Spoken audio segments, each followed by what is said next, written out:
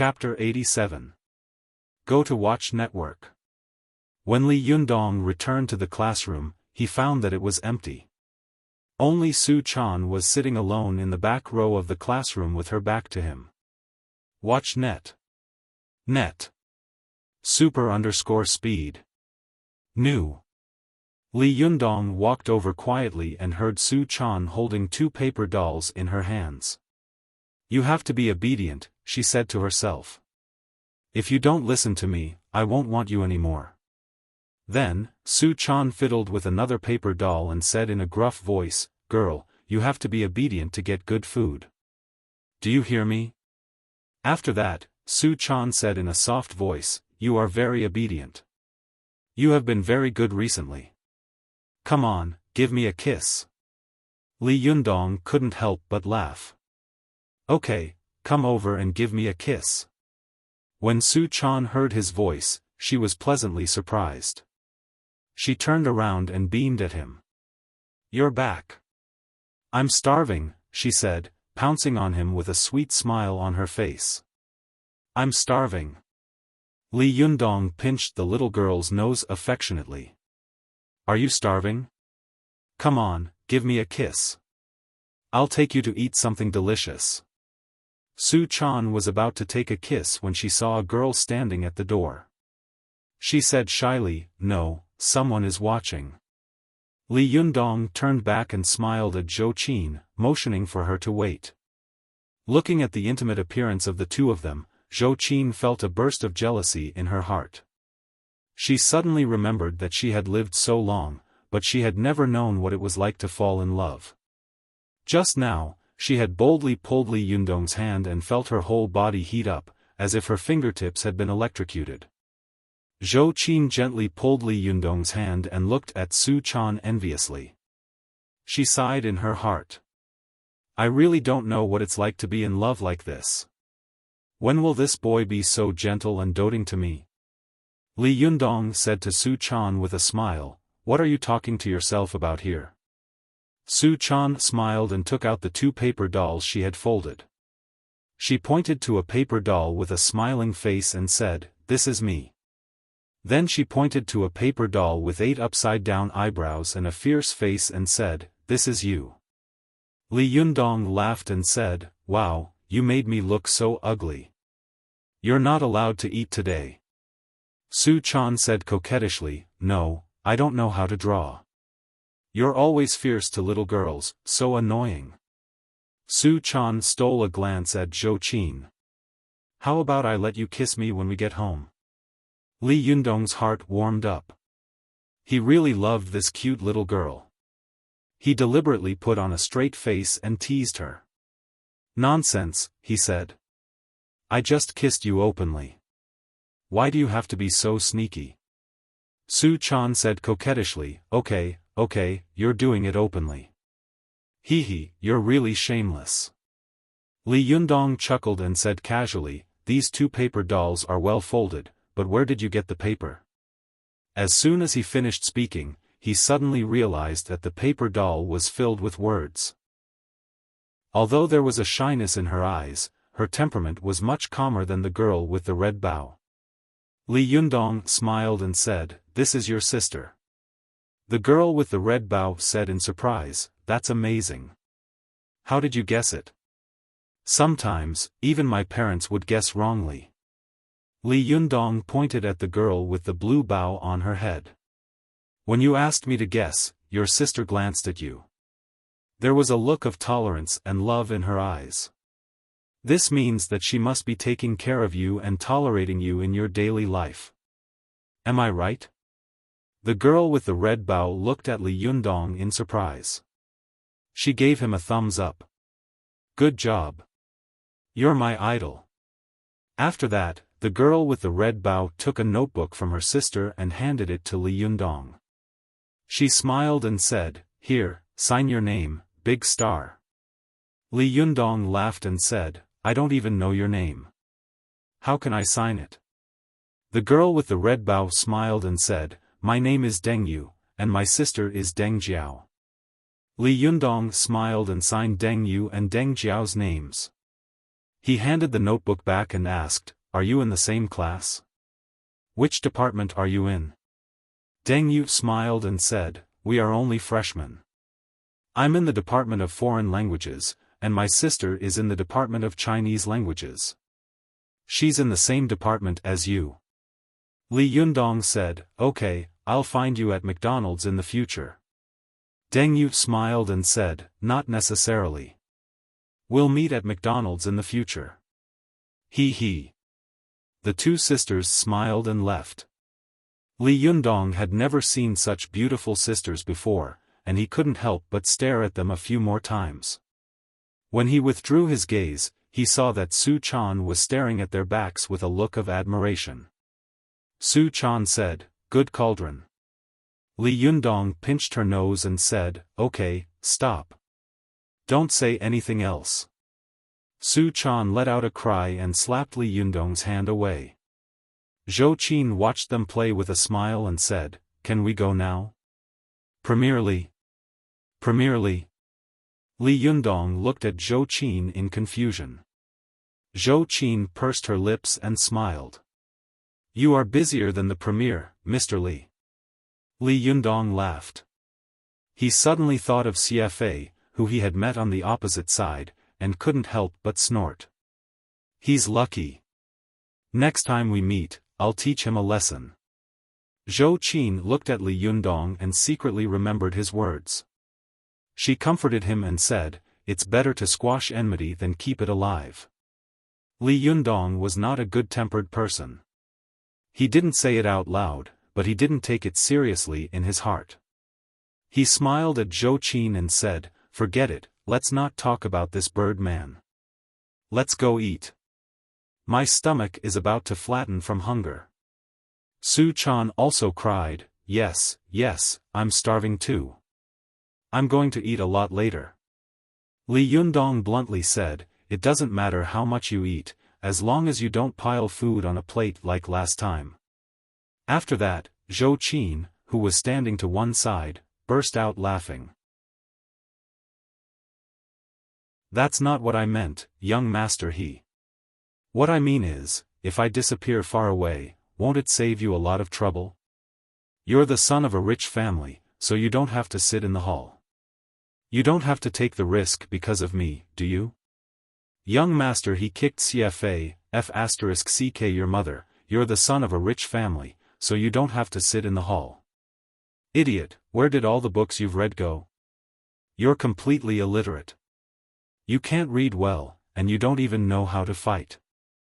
F***ck, you're still a university student. What do you know?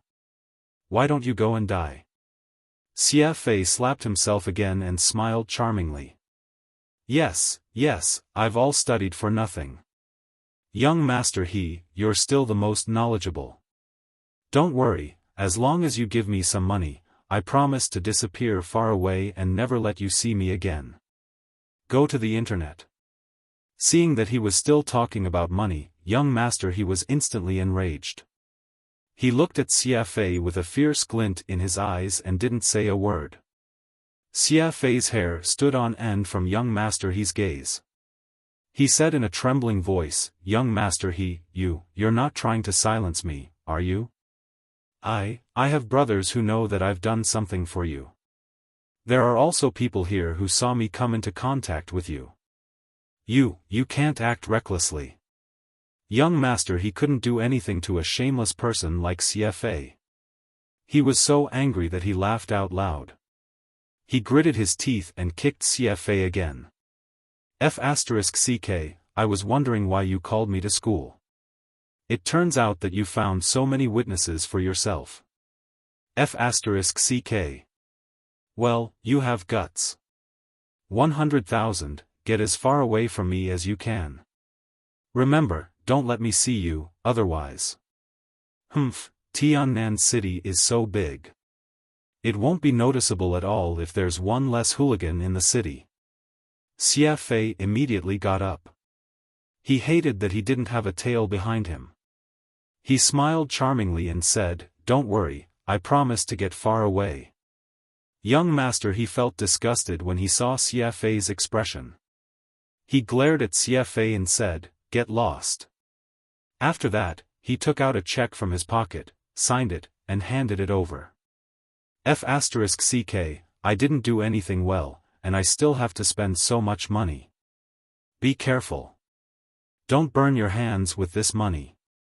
If you can't bear it, you'll die halfway. Xiaofan smiled fawningly and said, "No, no."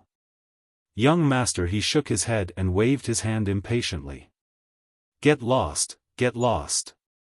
I'm annoyed when I see you." As he spoke, he suddenly saw a girl pointing at them on the road not far away. "Young master," he suddenly shouted at them, "what are you looking at? Haven't you seen a handsome guy before?" The girls screamed in fear, and young master, he immediately laughed proudly.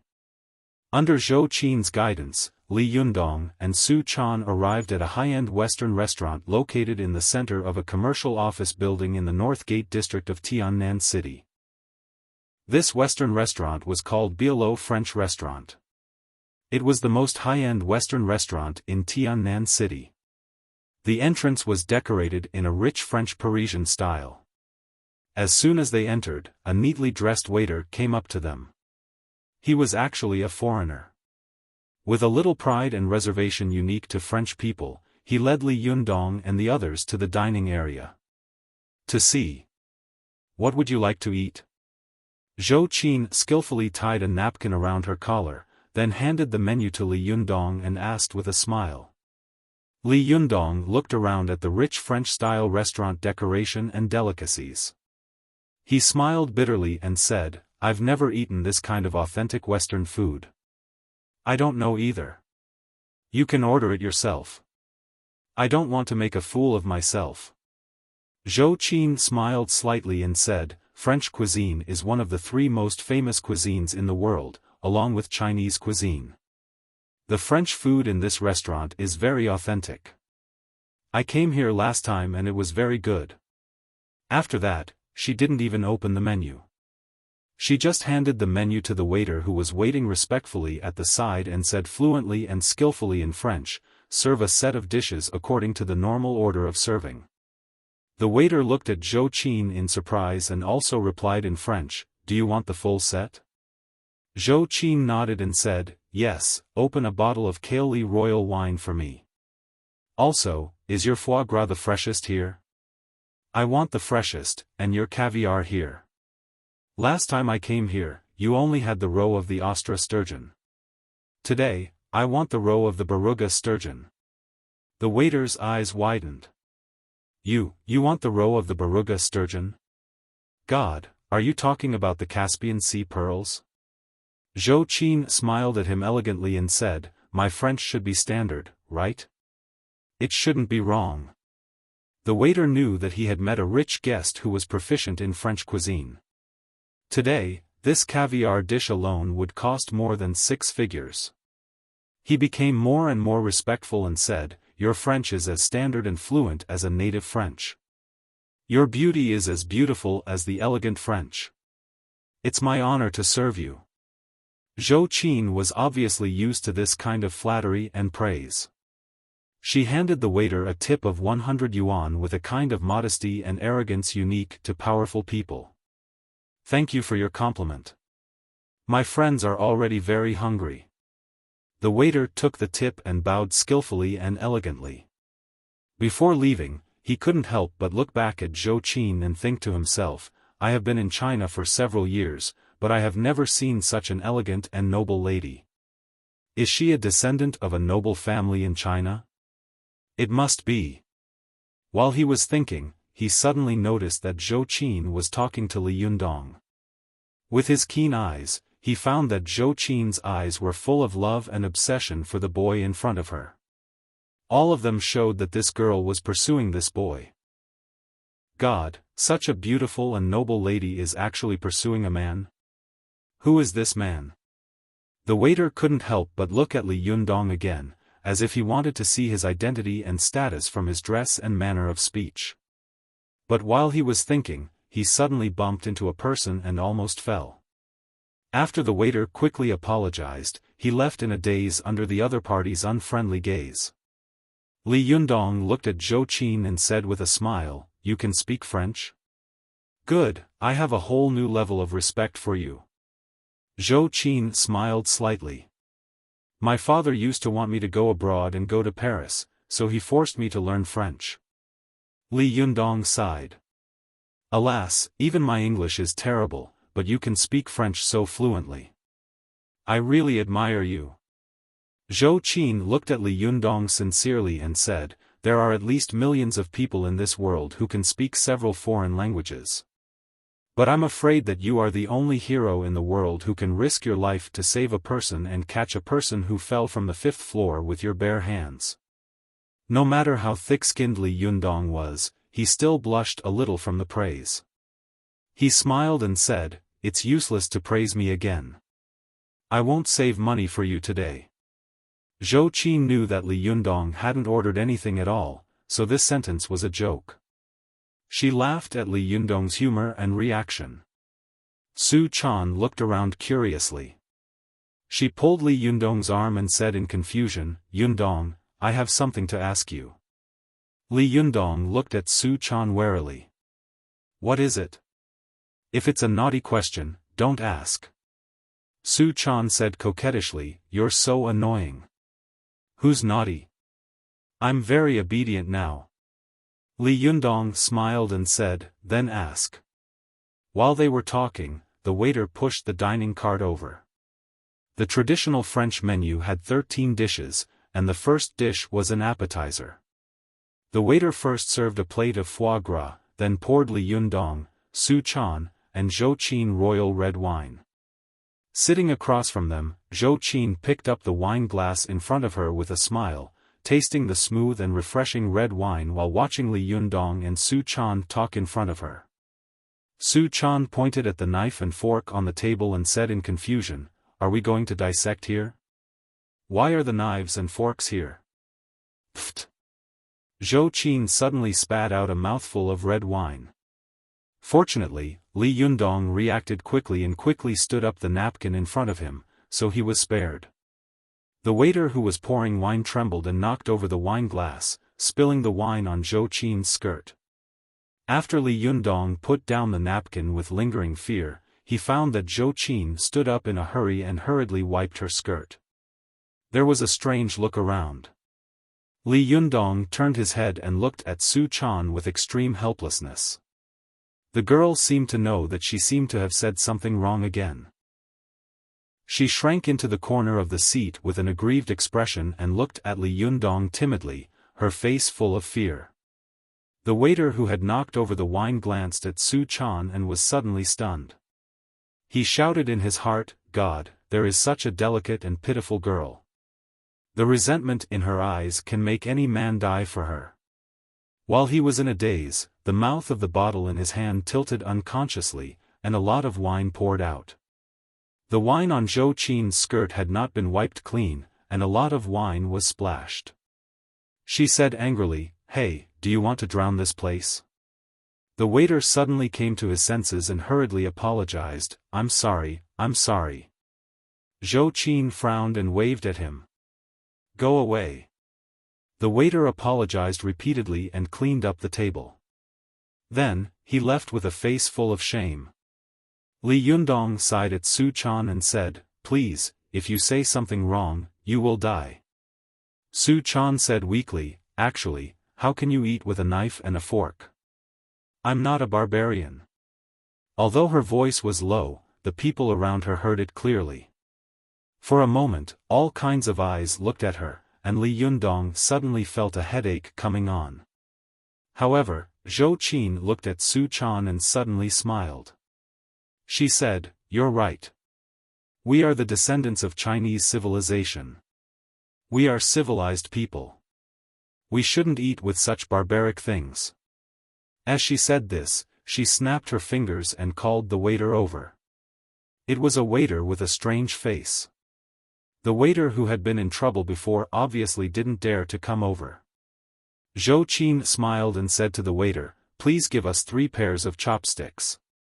After saying this, the expression on the waiter's face was really wonderful. He looked at Zhou Qin in shock, as if he couldn't believe his ears.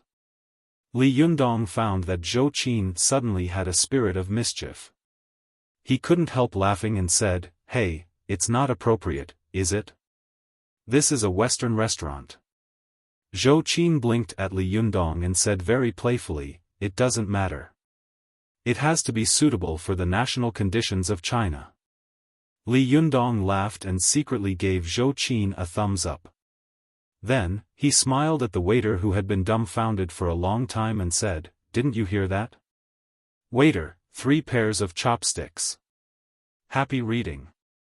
OM/.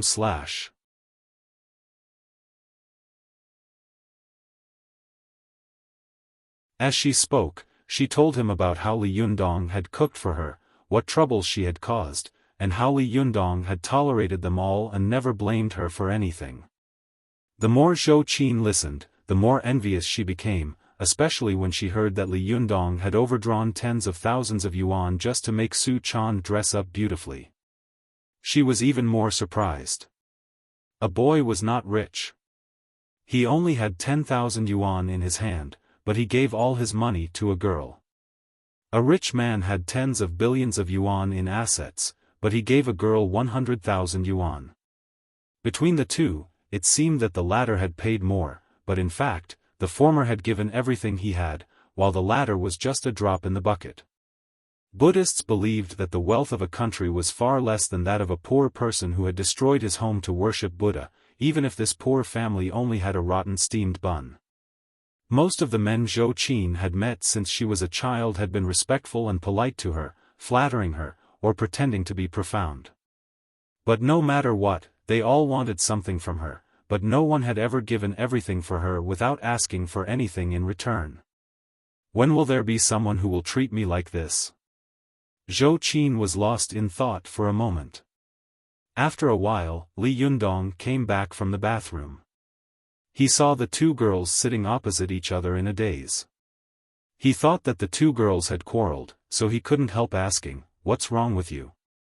Zhou Qin glanced at Li Yundong and sighed with a complicated look in her eyes. "Nothing. I suddenly realized that in this world, often what you miss is the most worthy of cherishing." Li Yundong was confused by her words. He looked at Su Chan and said, "Hey, what did you say that you shouldn't have said again?" Su Chan said angrily, "You're so annoying. Am I the kind of person who talks casually?" Li Yundong nodded very seriously. "You are, I'm very sure." Su Chan pouted. "You're so annoying." Zhou Qin smiled and helped Su Chan out. "Actually, what Su Chan told me just now was something about the past. You are really good to her." Li Yundong smiled and pinched Su Chan's pouting mouth. Su Chan dodged with a smile. As he played with the little girl, he said with a smile, "When I was at my weakest, she was the only one who looked up to me and was willing to stay by my side. If I didn't love her, who else would I love?" Su Chan said angrily, "Then why are you being so mean to me?" Li Yundong pretended to be angry and said, "How dare you talk back?" Zhou Qin watched the 2 of them play as if there was no one else around. Suddenly, she felt that the smile on her face was so stiff that she couldn't control it. Her heart was rolling with discomfort, and she couldn't stay here for a second longer. Fortunately, the skirt she had ordered was delivered at this time.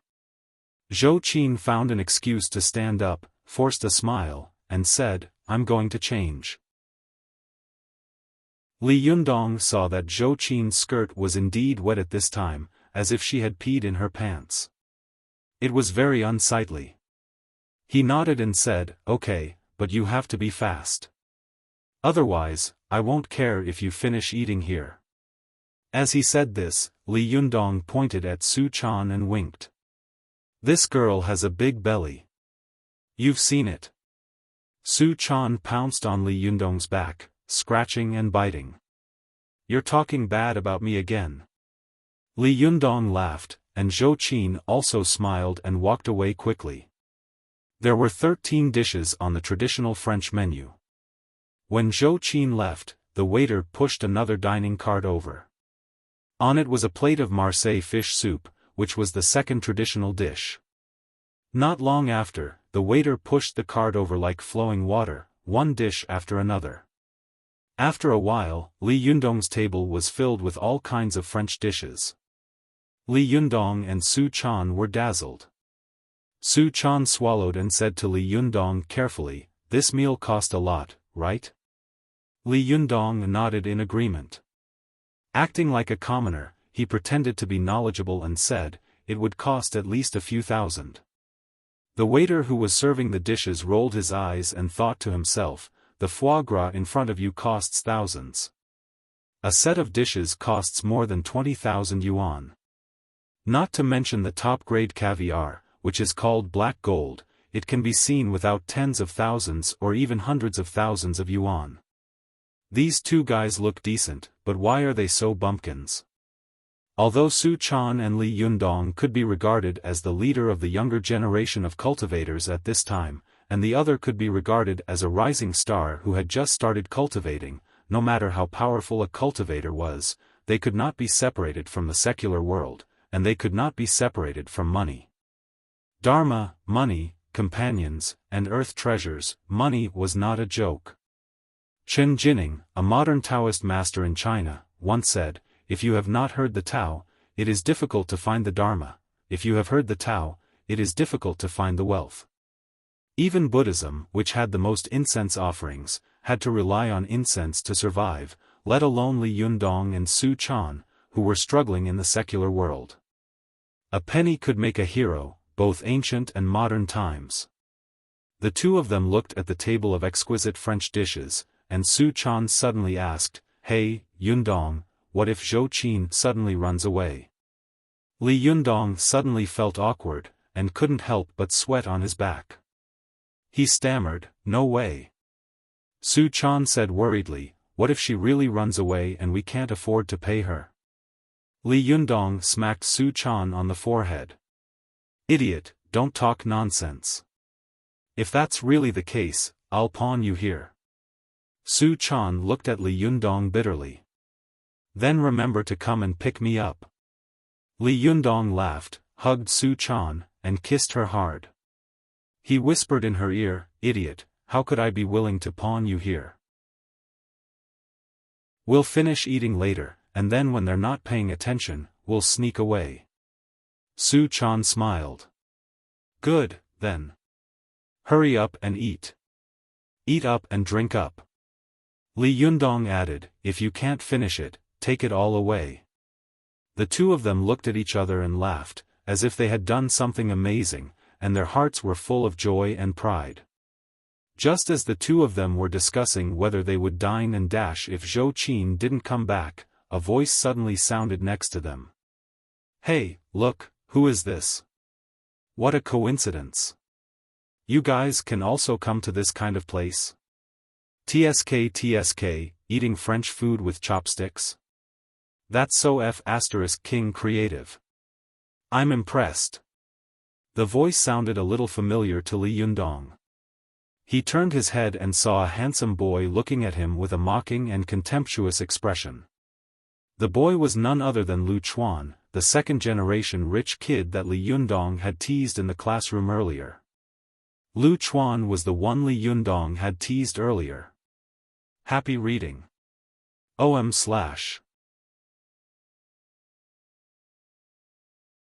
Chapter 90. Please remember the domain name of this site. Or search on Baidu, Sanlian Literature Network. Li Yundong saw Lu Chuan at first glance. This guy was still wearing dazzling branded clothes. He was also surrounded by a group of handsome men and beautiful women. All of them were wearing strange clothes, and they were all wearing high-end branded clothes. Li Yundong secretly frowned and muttered in his heart, "This guy didn't learn his lesson last time." But there are some people in this world who never learn their lesson just because they have money and power. Last time, Lu Chuan had been so scared by Li Yundong that he lost control of his bladder in front of everyone. After the incident, he had felt humiliated and had been trying to get back his dignity. But before he could do anything, there had been a school shooting at school. Not only had Li Yundong not been injured, but his reputation had also risen to a level that the students on campus had to look up to. This made Lu Chuan, who had always been the center of attention, jealous and resentful. Jealousy and anger often clouded a person's mind, making them forget a lot of things. Lu Chuan was the same. He had brought a group of friends to this French restaurant, and unexpectedly, he saw Li Yundong there as well. He was reminded of the humiliation he had suffered last time, and couldn't help but provoke him. Li Yundong glanced at Lu Chuan and ignored him. He didn't want to argue with this kind of brainless rich kid. But Lu Chuan took Li Yundong's attitude as a concession.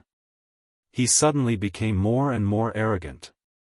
Lu Chuan's face was full of smiles as he greeted his friends behind him. "They're my schoolmates." There were 2 men and 3 women in the group. Including Lu Chuan, it made 3 pairs. Without waiting for the waiter to guide them to their seats, they sat down next to Li Yundong, looking like they were ready to watch a good show. Lu Chuan didn't stand on ceremony and sat down across from Li Yundong. He glanced at the dishes on the table and looked up at Li Yundong in surprise. "Not bad. You know how to eat. You don't use chopsticks and knives. This is a Chinese style. TSK, TSK. You know how to order." Did he order all 13 authentic French dishes? "Hey, wait, there's one more dish missing." Lu Chuan turned his head and smiled at the beautifully dressed beauty he brought with him. "Babe, come and take a look, see which dish we're missing. If you can guess it, I will reward you greatly." Li Yundong was no longer in the mood to eat. He crossed his arms in front of his chest and smiled at Lu Chuan, who was directing and acting like a clown. The pretty girl beside Lu Chuan was pretty, but the makeup on her face was too thick. When she saw Su Chan sitting next to Li Yundong, she was shocked and envious of Su Chan's natural beauty. Her heart ached, but she was also afraid that Lu Chuan would take a fancy to Su Chan, so she started acting coquettishly. "Can't I guess? This is my first time eating French food. Why don't you teach him?" Lu Chuan's vanity was greatly satisfied.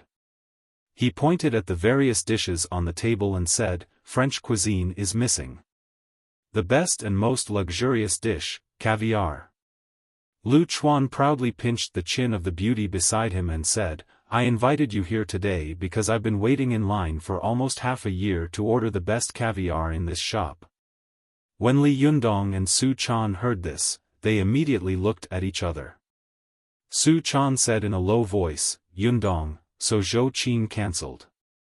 Li Yundong grabbed her hand and gestured for her to stop talking. Holding back his laughter, he whispered to Su Chan, "Don't talk. Let him do what he wants. Let's just watch him do his tricks." The pretty girl beside Lu Chuan took the opportunity to flatter him. "Brother Lu, you are so awesome. I heard that caviar in this shop is very hard to order. Many people can't get it. By the way, why are there different grades of caviar here?" Lu Chuan himself was a rich man who pursued luxury and vanity. How would he know where the brands he wore were made? How would he know the name of the caviar? Lu Chuan's expression suddenly became awkward. The pretty girl in his arms observed his expression and realized that she had asked a question that Lu Chuan couldn't answer. She immediately changed the topic. Pretending to be innocent, she clapped her hands and said, "Brother Lu, why don't we eat this set of traditional French cuisine?" Lu Chuan took the opportunity to get off the stage. On the surface, he was explaining to the pretty girl beside him, but in reality, he was showing off to Li Yundong. "Do you know how much this set costs?" The pretty girl said coquettishly, "I don't know." "Brother Lu, don't tell me you can't afford it." Lu Chuan snorted. "Some people can't afford it, but there's no way I can't afford it." He pointed at the foie gras on the table and said, "This dish costs several thousand yuan. The entire set costs 24,000 yuan. If you include the caviar, it's even higher." Li Yundong was shocked. Holy shit, this is daylight robbery. Last time, you spent tens of thousands on clothes. This time, you're going to spend tens of thousands on a meal. How can we live like this? Anything that has to do with capitalism is really extravagant. Su Chan was even more shocked. She couldn't help but tug at Li Yundong's sleeve. It's too expensive, she whispered. We're going to have to dine and dash. This sentence happened to be heard by Lu Chuan, and he suddenly burst out laughing. Oh my, this is so funny. If you don't have the money, don't come to a place like this. Lu Chuan pointed at Li Yundong and laughed. Dine and dash? I'm dying of laughter. My stomach hurts. You guys are so creative. His words amused the group of friends at the next table, who were also laughing heartily and forced themselves to sit back. Li Yundong, on the other hand, wasn't angry. He looked at Lu Chuan calmly, a mocking smile on his face. Unfortunately, Lu Chuan was too proud to notice it. When Lu Chuan was done laughing, he wiped the tears from the corners of his eyes. He snapped his fingers and called for the waiter to come over. He pointed at Li Yundong's table and said in a charitable tone, "I'll pay the bill for this table." The attendant looked at him in surprise and asked, "All of them?" Lu Chuan said in a rich voice. "All of it. That's not much." The waiter glanced at him and left with a smile. Lu Chuan said to Li Yundong proudly, "You're lucky to have met me. I'm a magnanimous man, so I won't hold it against you for what happened last time. But next time, remember, you should go to a place of your own volition. Oh, and don't use chopsticks in a place like this. It's so embarrassing. Look at the way the foreigners look at you guys. Sigh, after so many years of reform and opening up, we can't embarrass ourselves like this, right?" Li Yundong looked at Lu Chuan with a smile on his face, letting him jump up and down and wave his chopsticks around freely. After a while, the waiter came back with the bill. "Sir," he said with a smile. "The total bill is 132,500 yuan. Would you like to sign the bill?" Lu Chuan was so shocked that he almost fell out of his seat. His eyes widened, and he stammered, How much?" Lu Chuan knew that no matter how rich he was, this money belonged to his father, not him. Therefore, no matter how generous his father was, there was no way he would let him spend more than 100,000 yuan on a meal. Besides, for Lu Chuan, if this amount of money was worth it, he would just grit his teeth and stomp his feet. But the problem was, he couldn't be a sucker for nothing. "The total bill is 132,500 yuan, the waiter said with a smile. Lu Chuan snatched the bill and glanced at it. He pointed at the dishes on the table and said angrily, "The dishes here cost 132,500 yuan? Do you think I'm an idiot? It's not like I haven't eaten here before." The waiter said with a smile, "But there's one more dish that hasn't been served yet." "What kind of dish costs 100,000 yuan?" Lu Chuan said angrily. The waiter smiled. "This is our top dish, the best caviar made from the beluga sturgeon known as the Caspian Sea pearl."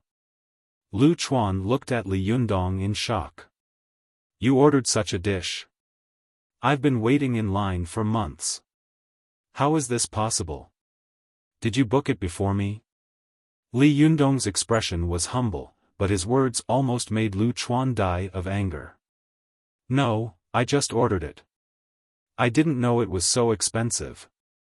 Lu Chuan almost vomited blood. He was so angry. Why was it so hard for him to stand out? Was this kid sent by God to mess with him? Lu Chuan was so angry that his face turned red. He stood there, unsure of how to get out of this situation.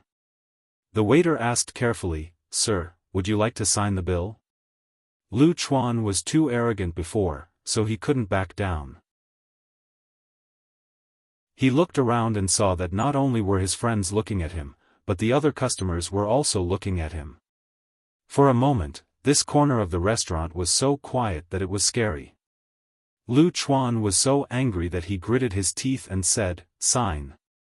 Are you going to treat my words like a fart?" The beauty in his arms let out a sigh of relief. She looked at Lu Chuan with admiration. "Brother Lu, you're so generous." Li Yundong also clapped with a smile. "Not bad, not bad. You're generous enough to spend money like that." Lu Chuan felt his cheeks burning. He didn't expect that he'd almost humiliated himself when he tried to humiliate Li Yundong today. The total cost of this meal was probably more than 300,000 yuan. More than 300,000 yuan in one meal. Even though he was a rich second-generation heir, he couldn't afford this kind of torture, could he? Lu Chuan was angry and resentful. He sat back down at his friend's table with a livid face. After a while, the caviar from Li Yundong's table was served. Everyone at the table stared at the small plate of black caviar with their eyes wide open. They thought to themselves, such a small thing costs more than 100,000 yuan. What's that smell? Lu Chuan had brought his friends here today because he wanted to show off the dish he had ordered. But when he saw that Li Yundong and Su Chan were going to taste it before he did, he snorted in anger. "What are you looking at? We'll get one too. You'll know when you eat it. It's not good to eat too much of it." Li Yundong snorted. These words obviously had the meaning of sour grapes, but Lu Chuan's friends were very tactful and didn't touch Lu Chuan's tiger whiskers again.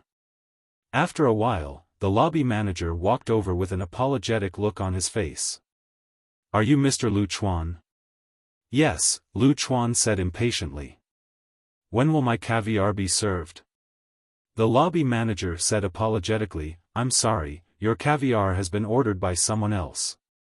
Otherwise, look, we still have top-notch French roasted snails and top-notch Ostella sturgeon caviar.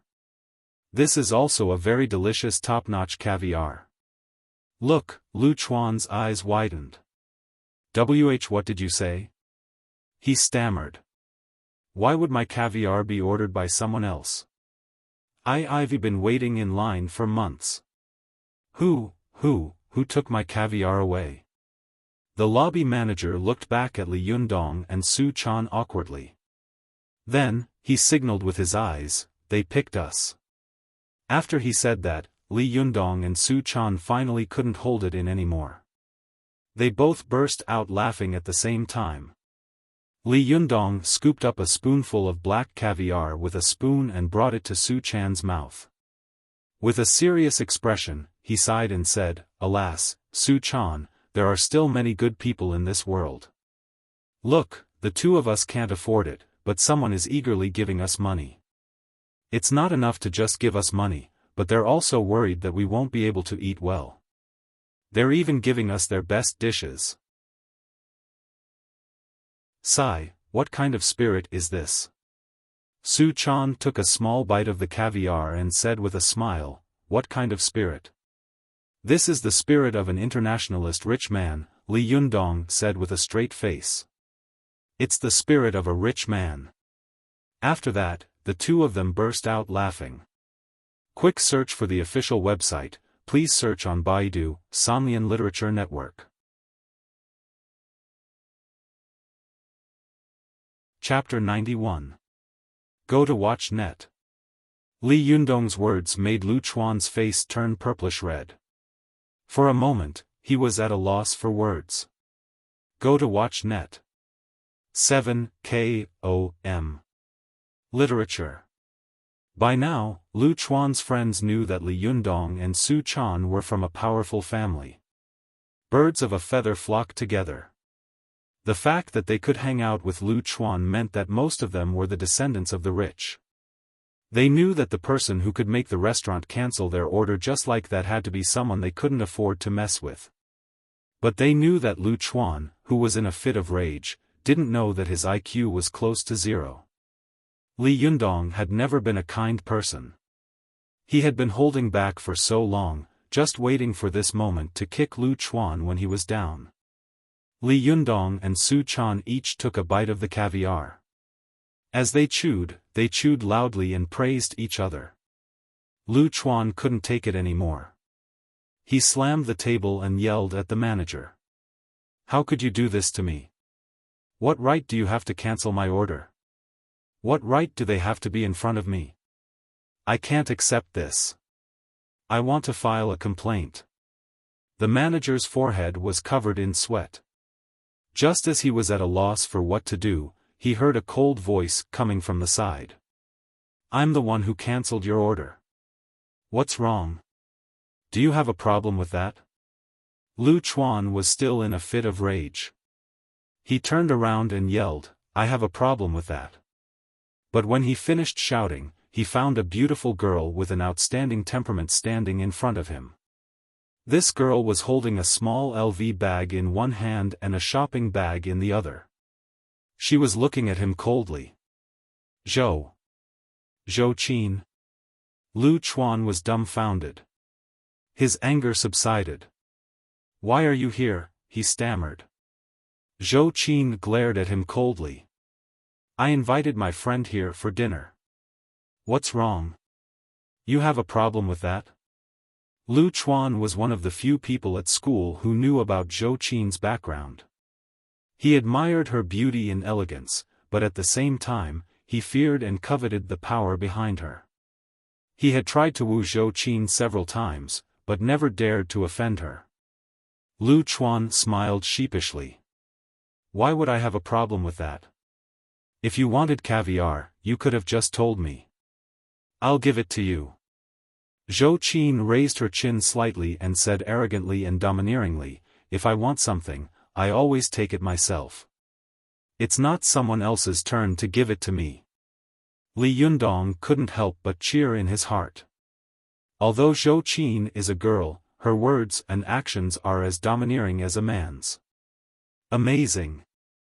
Whoever married her would not be able to tame her unless they had the ability to reach the heavens. Lu Chuan's face turned red at Zhou Qin's words, and he was speechless for a long time. Watch net. Super_speed. More. Nu Zhou Qin glanced at him coldly and smiled apologetically at Li Yundong. I'm so sorry to have kept you waiting. Zhou Qin's smile really made Lu Chuan and his friends feel as if the biting cold wind had suddenly turned into a gentle drizzle. Regardless of whether they were men or women, they were all stunned.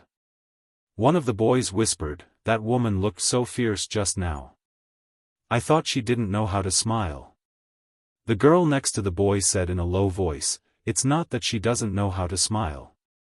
She just won't smile at people she doesn't like. After that, Lu Chuan and the rest of the boys at the table fell silent. They stared at Li Yundong with jealousy and hatred. How dare this bastard take up two such exquisite beauties all by himself? Is there any justice in this world? Is there any humanity left? Isn't he afraid of being struck by lightning? Zhou Qin sat next to Li Yundong. She hadn't even eaten 2 mouthfuls when Lu Chuan and the rest of the boys stared at her. She felt uncomfortable all over. Can we eat somewhere else? She whispered to Li Yundong apologetically. Li Yundong had the same idea. Sure. Why don't we go back to my place? I'll show you what I can do. Zhou Qin had originally wanted to go to another table, but after hearing Li Yundong's words, she was stunned for a moment. Then she smiled sweetly. Really? Then I'm in for a treat. As she said that, she picked up her small bag and the clothes bag that she had taken off with her dress. Then, she stood up to call the waiter for the bill. Li Yundong held back his laughter and stopped Zhou Qin. Someone already paid for the bill. Zhou Qin was stunned. Have you paid the bill? Li Yundong pointed at Lu Chuan. He bought it. Watch net. Zhou Qin turned her head to look at Lu Chuan in surprise.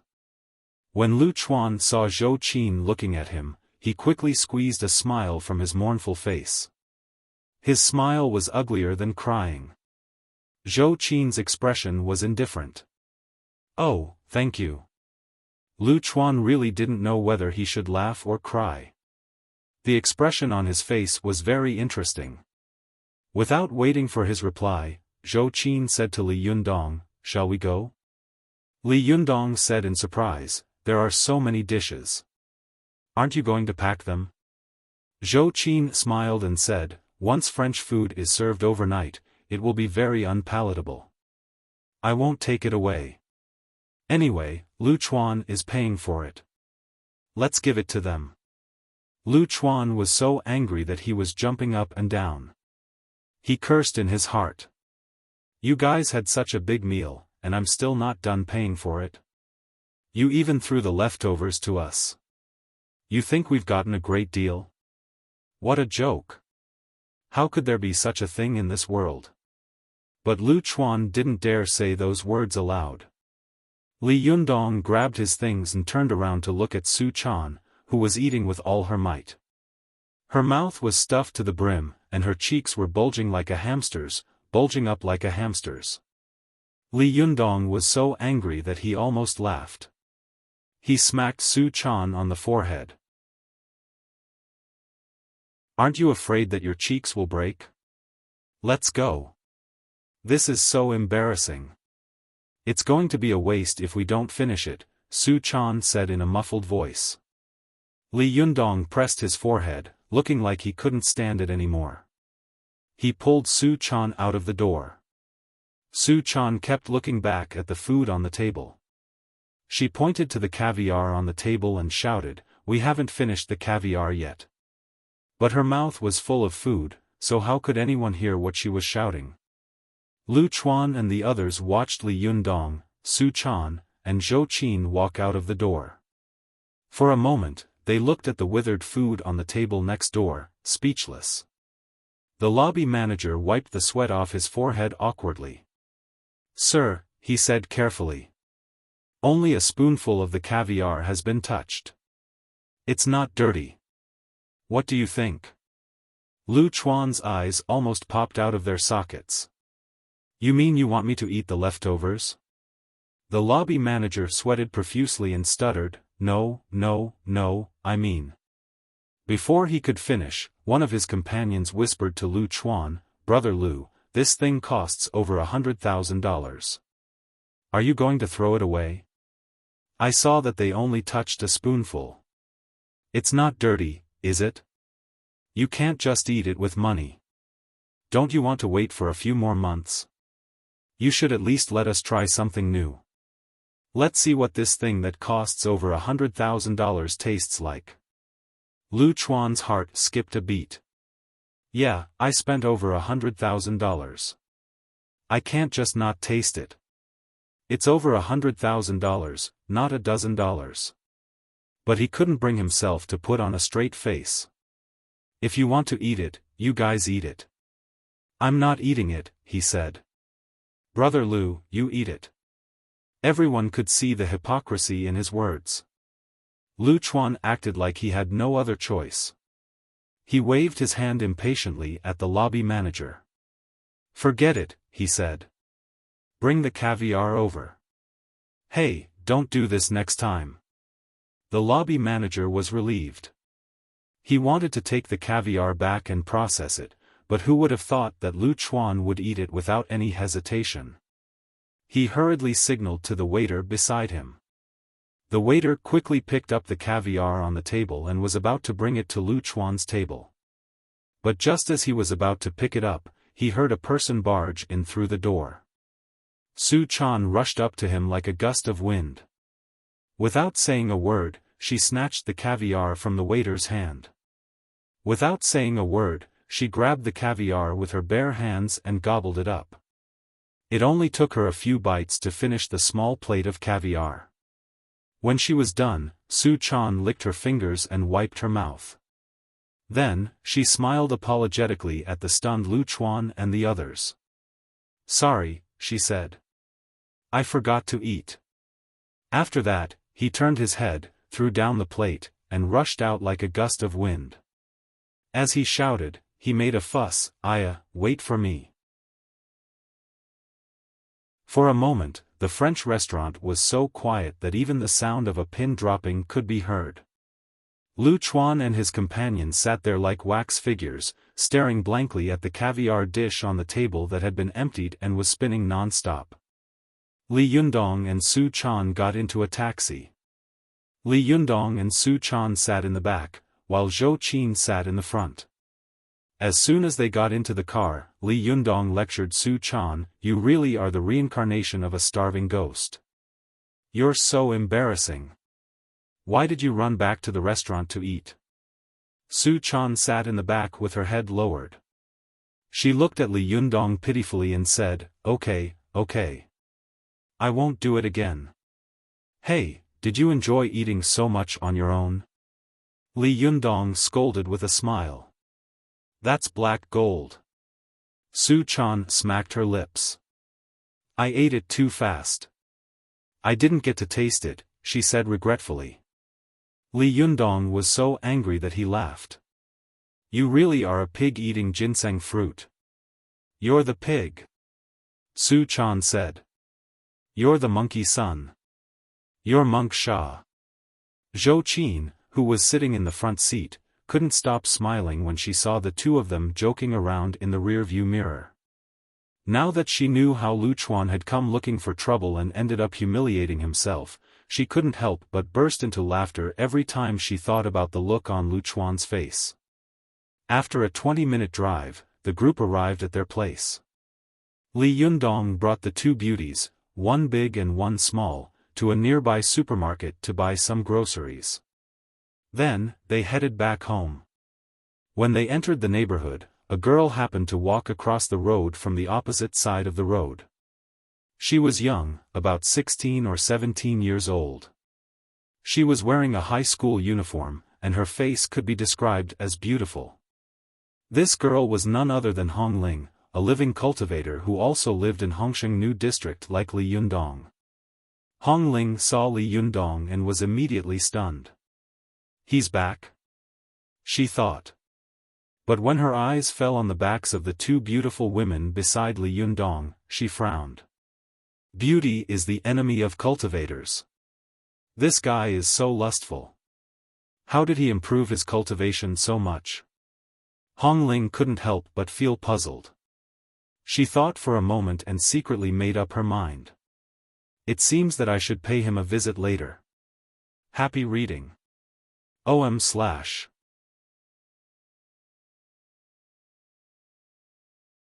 Chapter 92. Go to watch net. Li Yundong led Zhou Qin and Su Chan into the house. He smiled at Zhou Qin, who was looking around curiously, and said, "It's definitely not as luxurious as yours. Don't laugh at me. Go to watch net. 7 KOM. Zhou Qin pursed her lips and smiled. "Do you think that the people who live in the compound live a luxurious life? In fact, in terms of decoration and conditions, the compound is not as good as yours. It's just that there are armed police on duty and strict access, so it's safer. Your place is very surprising. It's so big and spacious, and the decoration is very tasteful. Did you buy it or rent it?" Li Yundong said as he carried large and small bags of vegetables into the kitchen. "I rented it. How can I afford to buy a house?" Zhou Qin looked around the decoration of the room and said with a smile, "You really live up to your name of hiding a mistress in a gold house." Li Yundong was a little proud and said with a smile, "It's not a gold house, but it's a real gold house hiding a pig." When Su Chan heard this, she immediately said angrily, "You're scolding me again. You're the pig." Li Yundong laughed and scolded, "You ate so much just now. If you're not a pig, what are you? You won't be able to eat later." Su Chan stomped her feet and said to Zhou Qin, Look, he only knows how to bully me." Although Zhou Qin was very envious of Su Chan's natural cuteness and innocence made it impossible for her to really feel jealous. She said with a smile, "This is an internal conflict of the people. Other countries can't interfere. Seeing that Zhou Qin was sitting on the top of the mountain and watching the tigers fight, Su Chan pouted and sat alone on the sofa. She turned on the TV and changed the channel randomly. Every time she pressed the TV, she seemed to be venting her anger. Li Yundong chuckled at Su Chan's childish behavior. He put on his apron and said to Zhou Qin, "Wait a minute. I cook very quickly. Why don't you use my computer to play online for a while?" Zhou Qin smiled and said, "Go do your thing. Don't worry about me. I'm going to look around." Li Yundong smiled and said, "Feel free to look around. Then I'll go in." Then he closed the kitchen door and went into the kitchen to get busy. Zhou Qin wandered around Li Yundong's house and found that Li Yundong and Su Chan were sleeping in separate rooms. She couldn't find Su Chan's things in Li Yundong's room, nor could she find any trace of Li Yundong in Su Chan's room. Watch net. These two people have been living together. Haven't they had sex yet? Zhou Qin couldn't help but feel a little surprised. She sat down on Li Yundong's bed and gently stroked the bed with her hand, as if she was feeling Li Yundong's strong manly scent. She looked a little dazed. Zhou Qin turned her head and looked outside the door. She saw Su Chan curled up on the sofa watching TV, while Li Yundong was busy in the kitchen.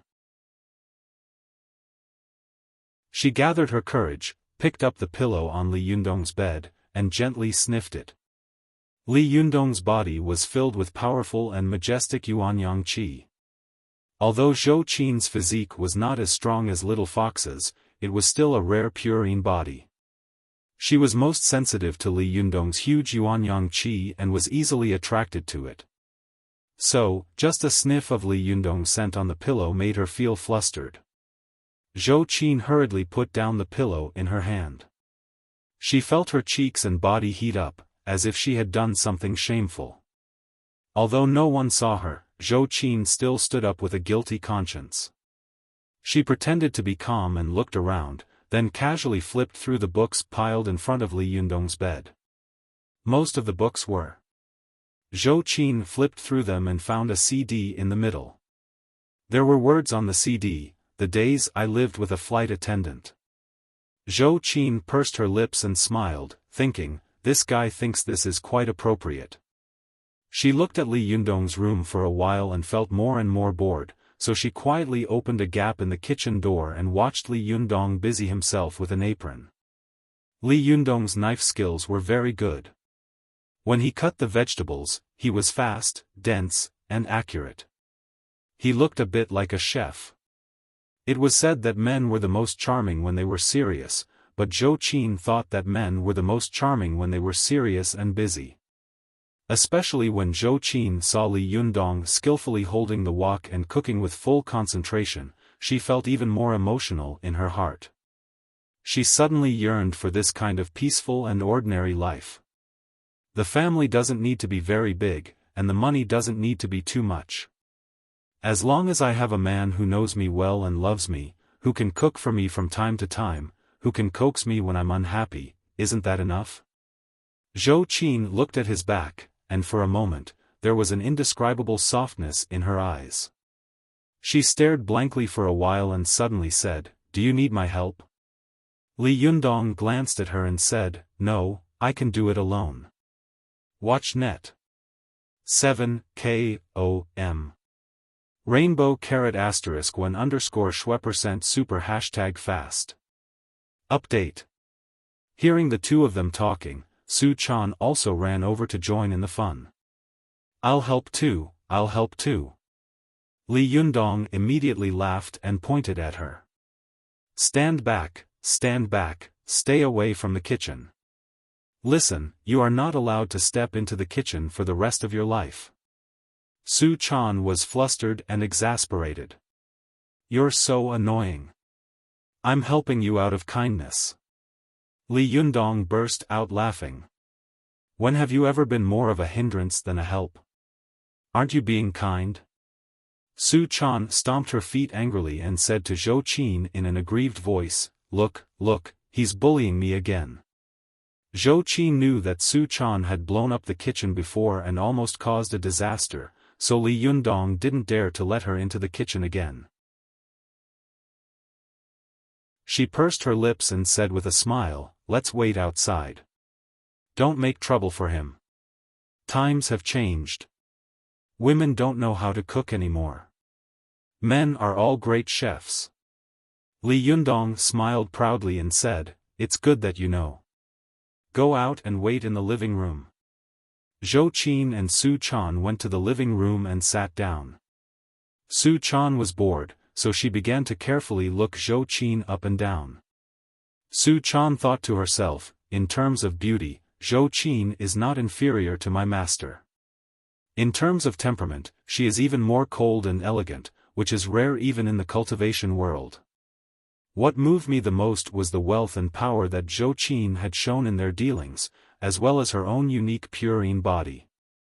A woman with a pure-yin maiden constitution was not only an excellent cauldron, but also an excellent nourishing effect for those who used yin to nourish yang. Even if she cultivated on her own, she would definitely be able to get twice the result with half the effort.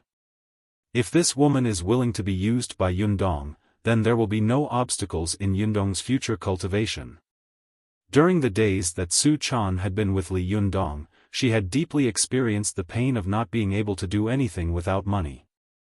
Once a cultivator obtained the method of cultivation, they had to prepare the money for it. As the saying goes, the poor study literature while the rich learn martial arts. The poor could only study literature because it didn't consume much of their body. Only the rich were qualified to learn martial arts.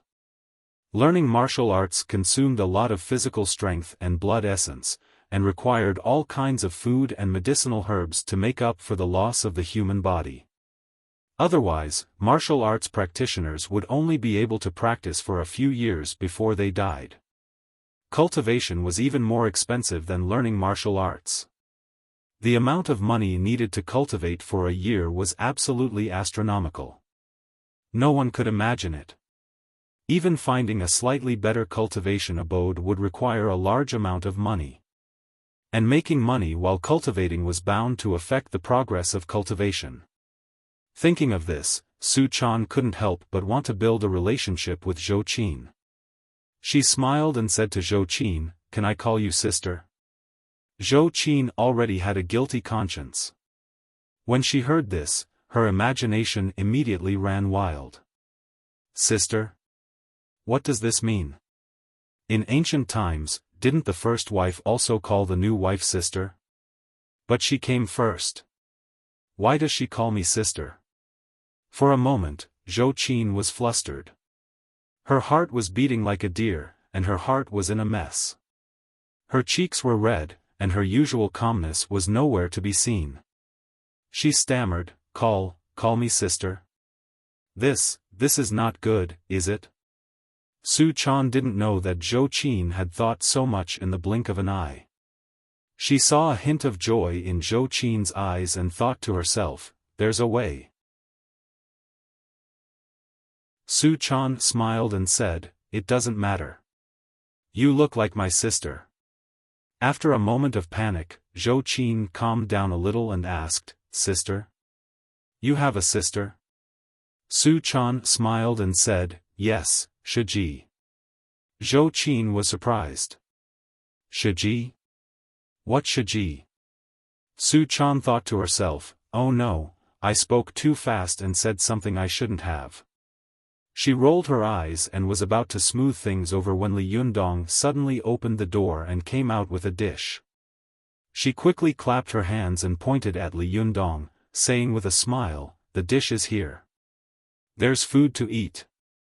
Although Li Yundong had sharp ears and eyes, it was impossible for him to hear what the two girls were talking about with the roar of the kitchen range hood.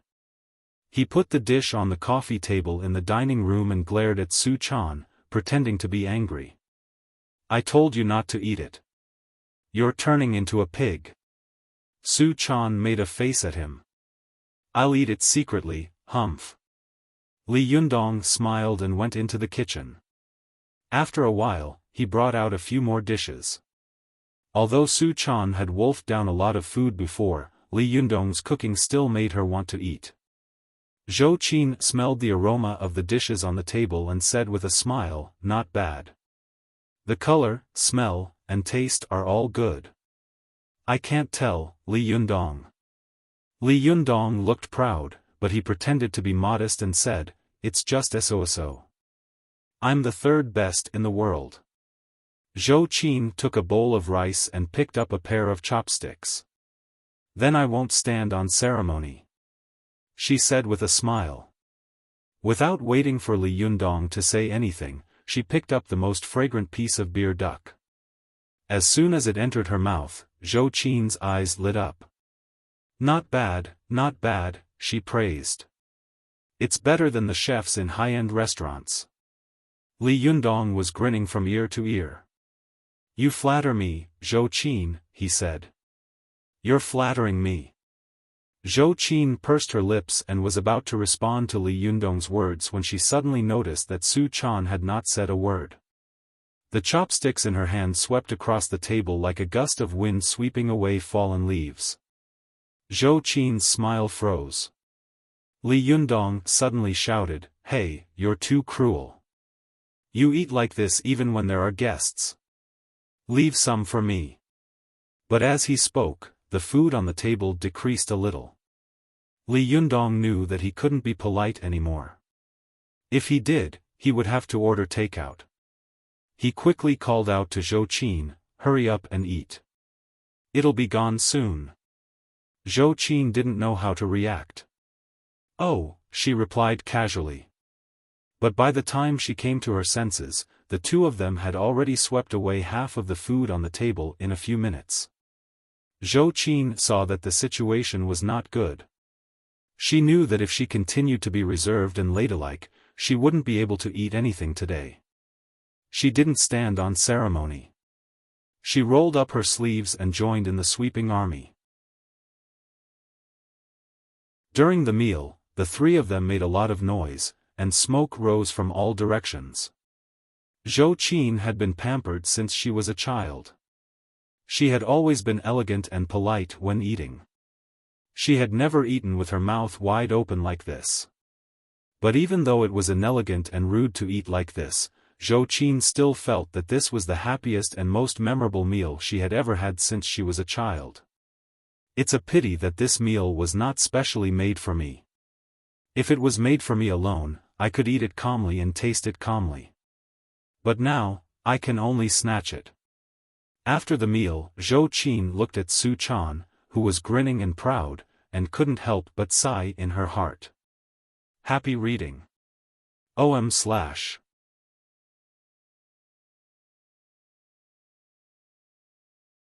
Chapter 93. Go to see net. After the meal, Zhou Qin felt a little sad after the happiness.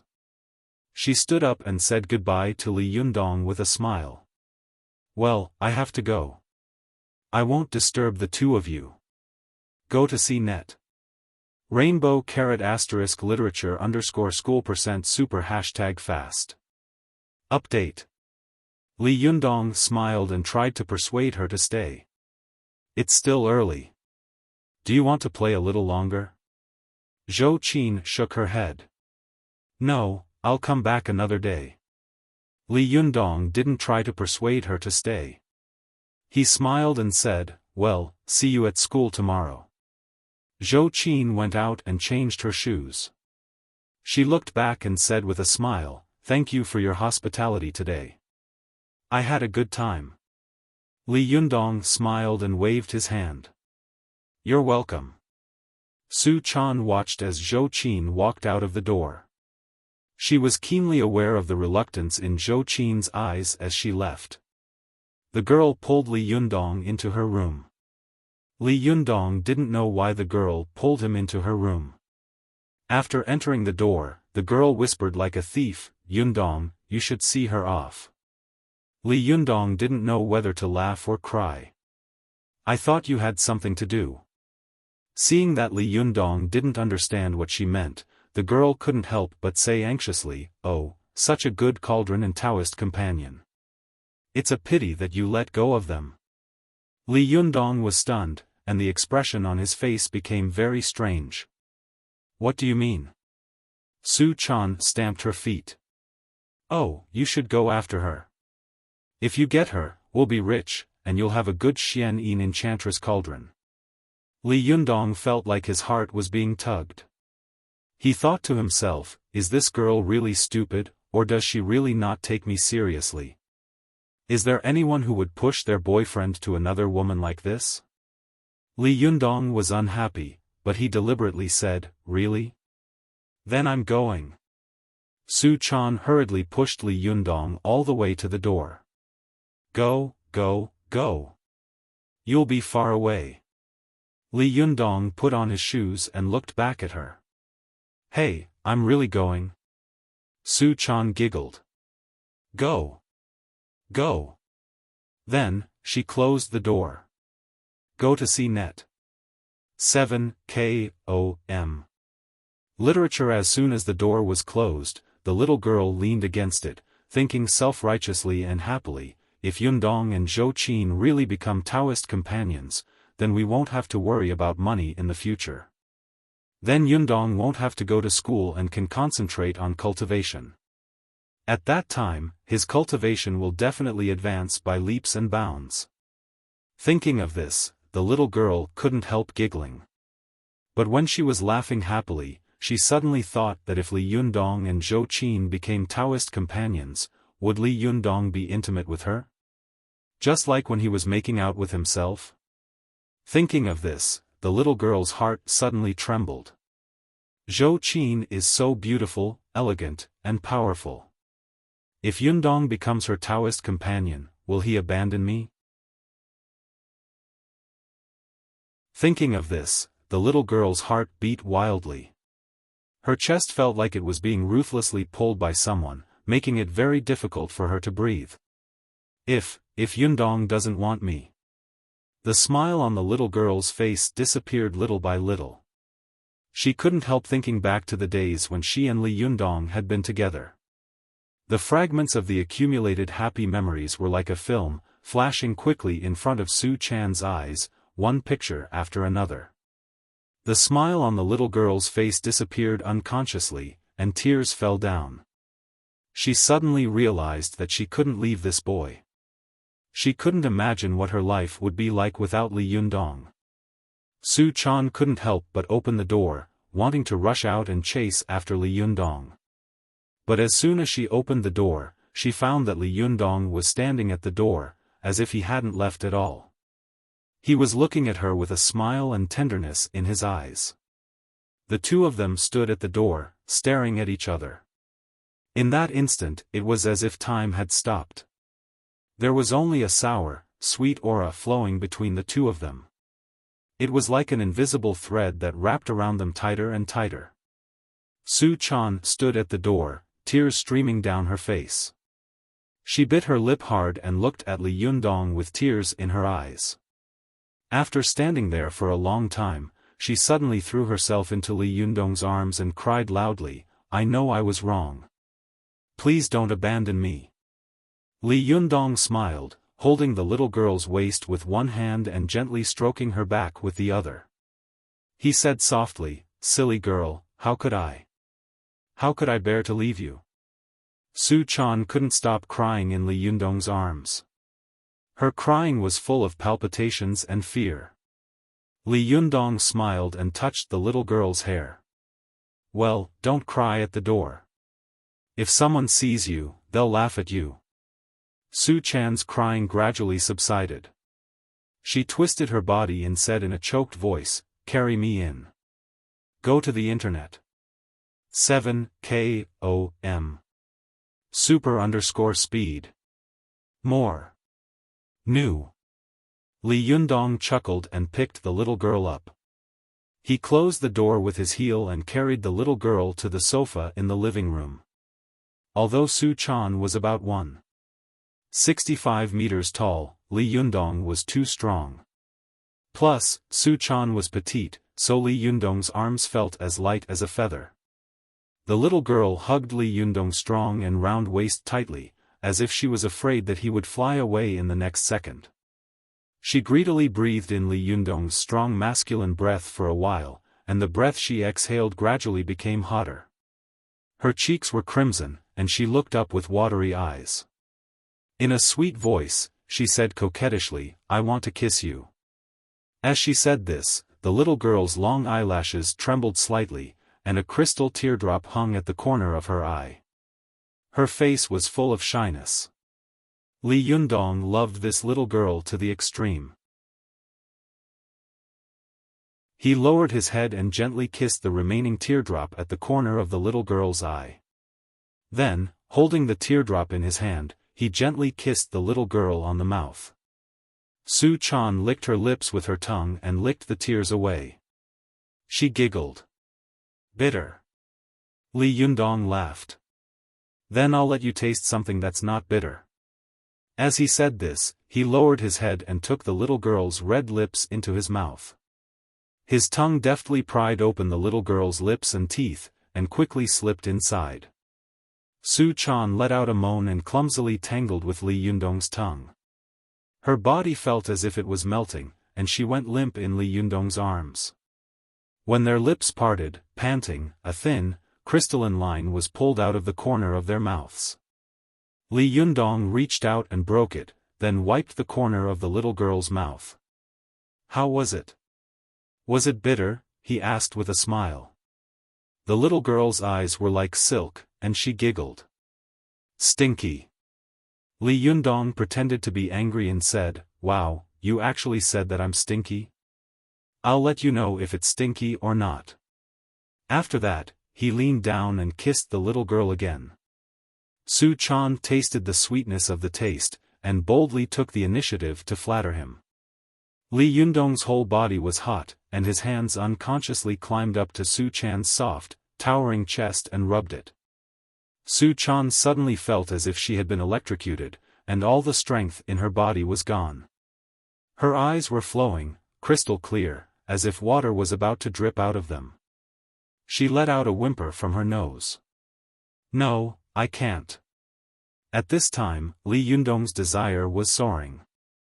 He bit the little girl's ear and said, good Channer, give it to me, okay?" Su Chan was confused by Li Yundong's moans. Her mind was in a mess, her body was soft, and her lower abdomen was hot. She felt like her whole body was on fire. She opened her eyes slightly and looked at the boy in front of her, who made her cry and laugh at the same time. In her heart, she felt that it would be okay to give her Yuanyin and her virginity to him. Her nose opened and closed, and the breath she exhaled became hotter and hotter. Her plump red lips opened slightly, and just as she was about to speak, she suddenly heard a knock on the door. Su Chan's whole body suddenly trembled. She suddenly remembered, if Li Yundong had sex with me now, it would be harmful to his cultivation. At this thought, Su Chan suddenly felt a burst of strength. She shyly pushed Li Yundong away and ran into the bedroom. Li Yundong was suspended in the air, unable to go up or down. He sat on the sofa dejectedly, gnashing his teeth in hatred for the guy who knocked on the door. Li Yundong, who had failed in his plot, took a deep breath and forcibly suppressed his rising desire. After his eyes recovered a little bit of clarity, he stood up and opened the door. Li Yundong opened the door and was greeted by the sight of a beautiful girl standing in the doorway. She was as beautiful as Su Chan. She was about 1.6 meters tall and had a ponytail. She looked to be about 16 or 17 years old. She was wearing a high school uniform and a pair of red stockings on her calves, which made her look slender and elegant. Li Yundong opened the door and saw a girl standing in the doorway. Li Yundong felt that the girl was a little familiar, so he asked in confusion, You are? This girl was Hong Ling. This was also the first time she had seen Li Yundong up close. A pair of extremely intelligent eyes couldn't help but look Li Yundong up and down. This boy's temples are full, and his middle is wide and deep. His eyes are bright, and his bones are strong and well proportioned. He is a good cultivator, but I don't know if he is the same cultivator who was practicing qi that night. Huh, strange, why does he smell so much makeup? By the way, he entered the room hand in hand with two girls before. Could it be that they are? Although it was common in the cultivation world for Taoist companions to rely on bedroom techniques to carry out dual cultivation, having sex with two Taoist companions at the same time was not cultivation, but obscene. Hong Ling spat in her heart, but although she was secretly disdainful, she was still polite. She cupped her hands, formed a palm in front of her chest, and clasped her thumbs inward. She said in a clear voice, Amitba, I'm Ruan Hongling, a disciple of Zhenren Wang. Greetings, fellow Taoist. May I ask your sex origin? Ruan Hongling was dressed the same as a modern high school student, but her speech and behavior seemed to be from hundreds of years ago. Li Yundong was confused and frowned. Where did this crazy girl come from? She's so beautiful, but why does she talk like a madman? Seeing Li Yundong frown, Hongling thought that she hadn't explained her origin clearly, so she added, I'm Ruan Hongling, a disciple of the 45th generation under Zhenren Wang of the Shangqing sect of Mount Longhu. Greetings, fellow Taoist. May I know your name? Li Yundong was stunned and thought, what southern Taoist? What Mount Longhu? What Zhenren sect of Shangqing? Is this girl really crazy or just pretending to be crazy? He didn't know what was going on at the door, but Su Chan, who was in the room, heard it clearly. The little girl, who had been excited before, only felt a thunderbolt from the clear sky at this time. Her desire instantly disappeared, and she shouted in fear in her heart, it's her, she's coming. Happy reading. OM/.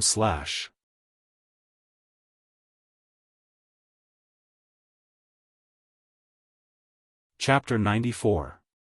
Go to Watch Network. When Su Chan heard that Ruan Hongling had come knocking on her door, she was so terrified that her heart nearly burst out of her chest. Her first instinct was to transform into a streak of green light and flee. Thankfully, she managed to suppress the urge. She wanted to hear what Ruan Hongling had to say before making a decision. Su Chan leaned against the bedroom door, her ears perking up as she eavesdropped on the conversation between Li Yundong and Ruan Hongling. Her heart raced as she listened. In terms of Dharma power, Ruan Hongling's Dharma power and magic were above Su Chan's, but not by much. It would not be difficult to defeat Su Chan, but it would be extremely difficult to capture her. However, Su Chan was afraid of the Zhengyi school behind Ruan Hongling. Although Taoism in China was divided into two sects, the North and the South, the North, led by Mao Mountain, were inferior to many sects in terms of power and strength.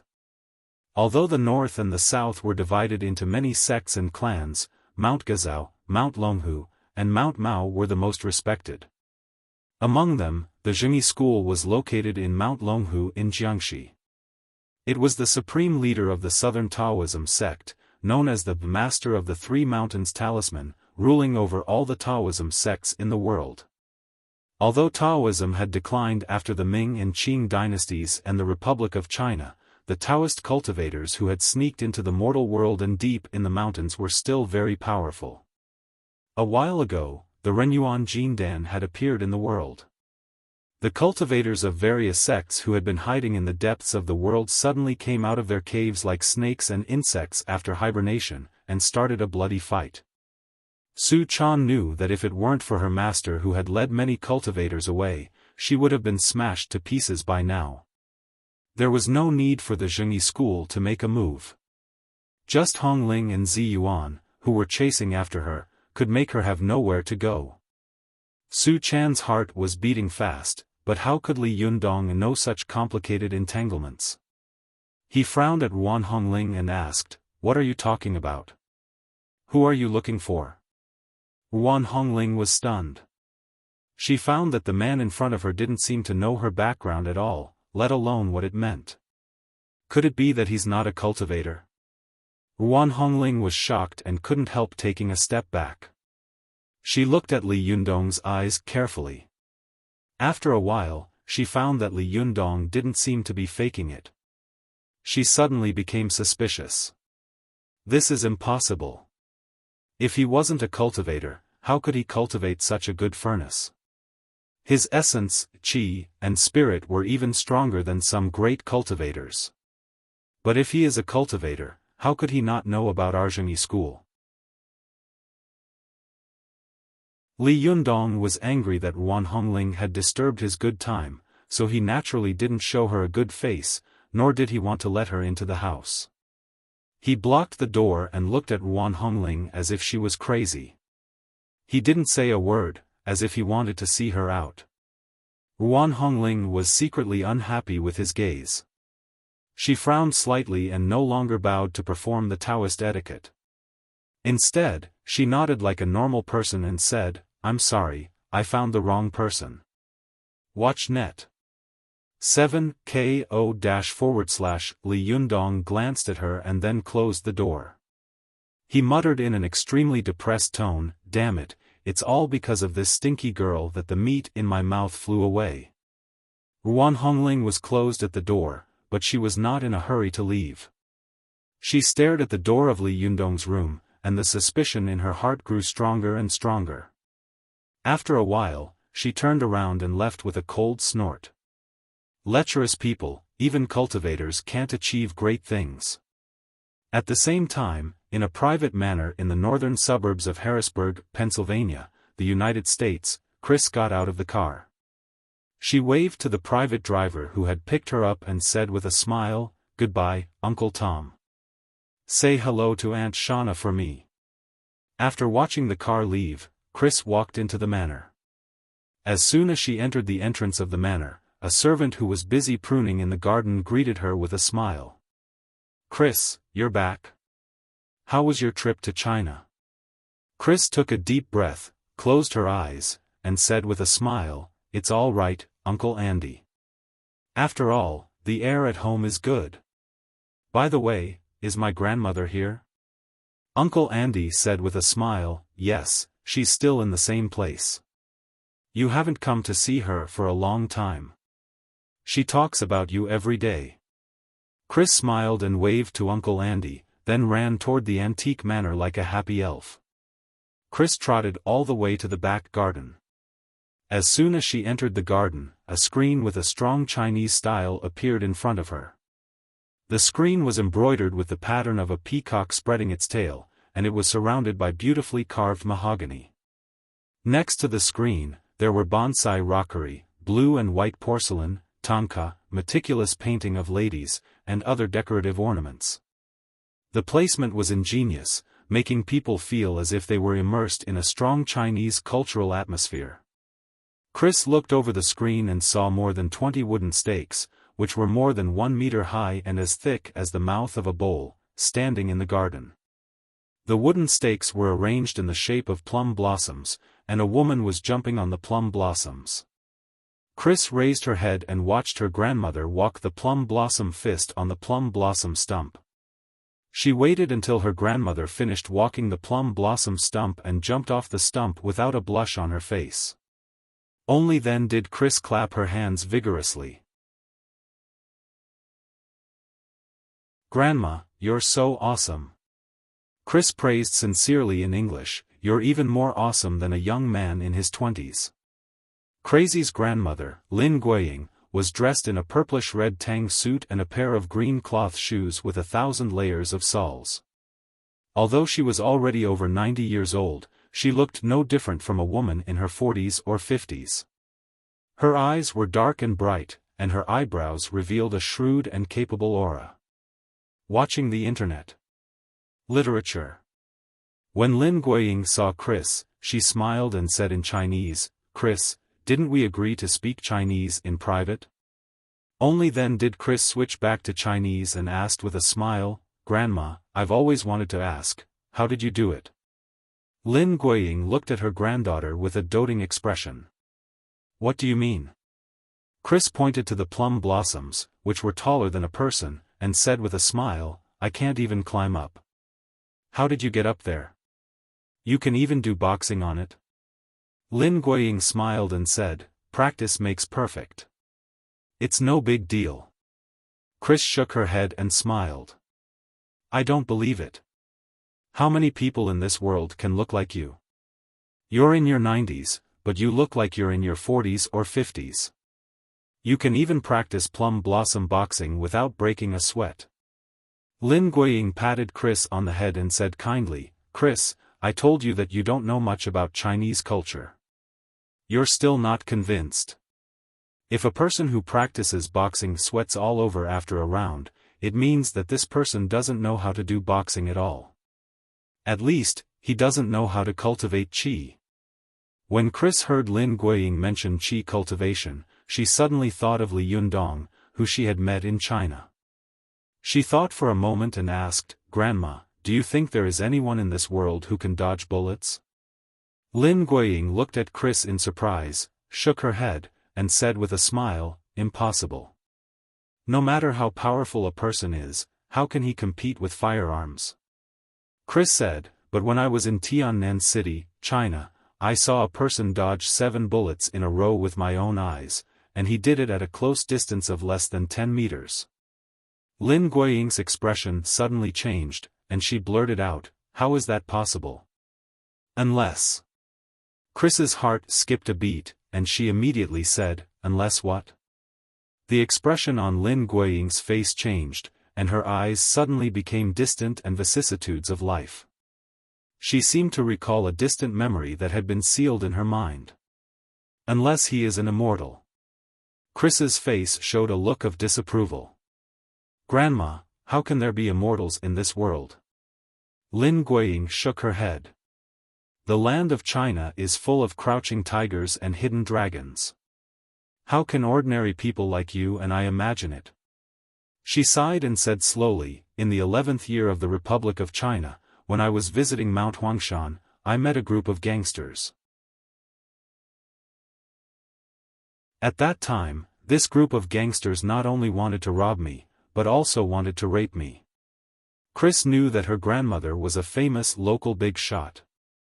In the whole family, her words carried the most weight. When she and her grandfather had first immigrated here, the American gangs were rampant and their power was rampant. It was her grandmother who was not inferior to men and led the local Chinese people to fight against the gangs. Only then did she lay down the foundation. When Lin Guiying was young, she was a hero, but when she was old, she had always kept her mouth shut about her experiences. In the past, no matter how much Chris tried to act coquettishly, it was useless. If Lin Guiying didn't want to talk, then she wouldn't. But now that her grandmother had taken the initiative to talk about the past, Chris's curiosity was aroused. She obediently moved a stool in front of Lin Guiying and then moved one for herself. She asked, then what happened? You beat them all away with your fists and feet? Sitting on the square chair, Lin Guiying said with a smile, how could that be possible? I was weak at that time. I was a standard girl from a respectable family. How could I know any boxing skills? Chris blinked her eyes. So you met a hero who saved the beauty? Wow, how romantic. Was it a tall and handsome guy? Lin Guiying nodded, then shook her head and said with a smile, no, it was a Taoist nun from a Taoist temple. If it had been a handsome guy, I'm afraid you wouldn't be here. Although Lin Guiying was old, her mind kept pace with the times. She joked with the younger generation unscrupulously and was very childlike. Chris said with a smile, fortunately, that was the case. Otherwise, my grandfather would be sad in the underworld. Lin Guiying smiled and continued, after this Taoist nun drove the gangsters away, she saw that I liked to travel around, but I didn't have any self-defense skills, so she taught me Plum Blossom Fist. At that time, I was young and only practiced this set of Plum Blossom Fist as a self-defense skill. But the older I get, the more I feel the magic of this set of fist techniques. Chris was very smart and understood immediately. She asked, do you mean that the reason why you look so young and have such a good body is because you practice this set of fist techniques? Lin Guiying said with a smile, this is not an ordinary fist technique. I even suspect that this set of fist techniques itself was created by the gods. Chris laughed. Grandma, you're talking nonsense again. Lin Guiying patted Chris's leg. How am I talking nonsense? Zhao Kuangyin, the founding emperor of the Northern Song dynasty, was still a small soldier. He was idle all day and liked to play chess with others. One day, when he passed by Mount Hua, he heard that there was a local named Chen Tuan, so he went to play chess with him. After Chen Tuan defeated Zhao Kuangyin on the chessboard, he saw that he had the bearing of an emperor, so he taught him a set of fist techniques.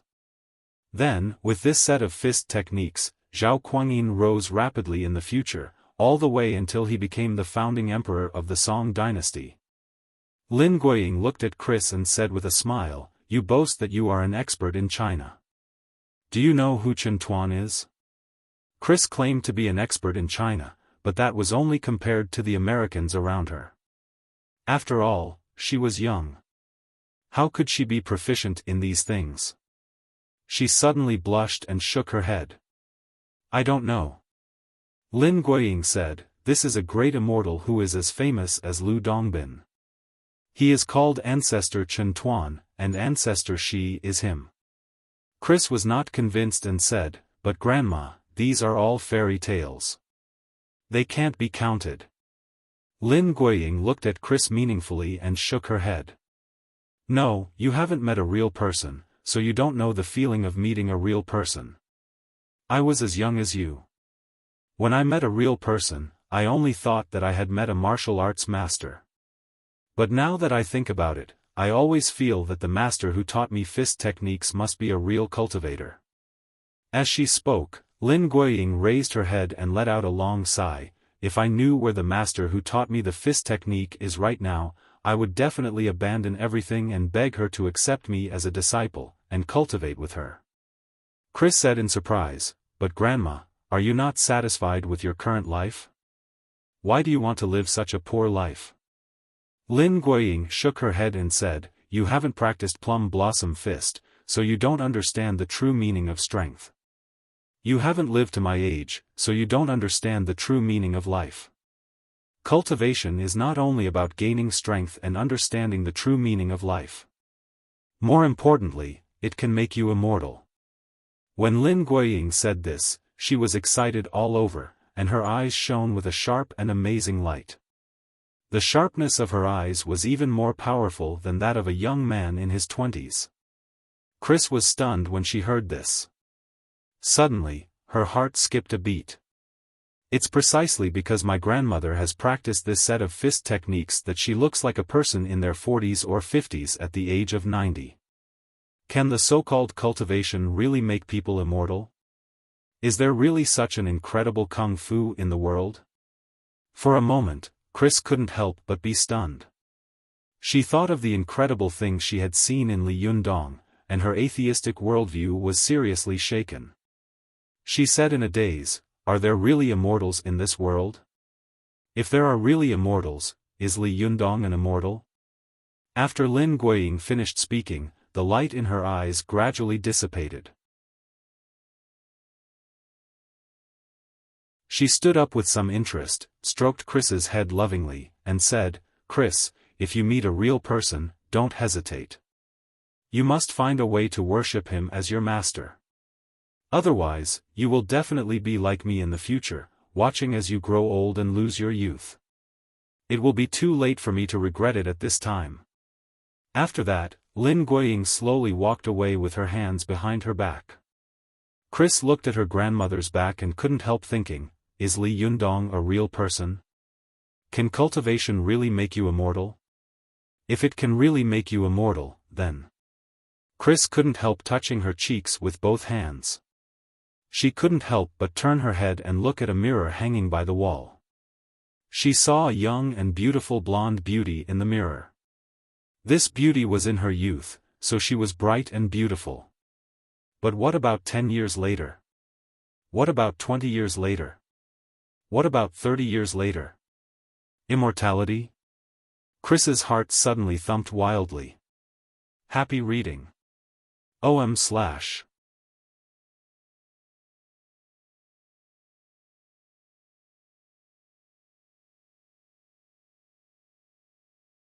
7 KOM 1. She glanced at Li Yundong guiltily after she finished speaking.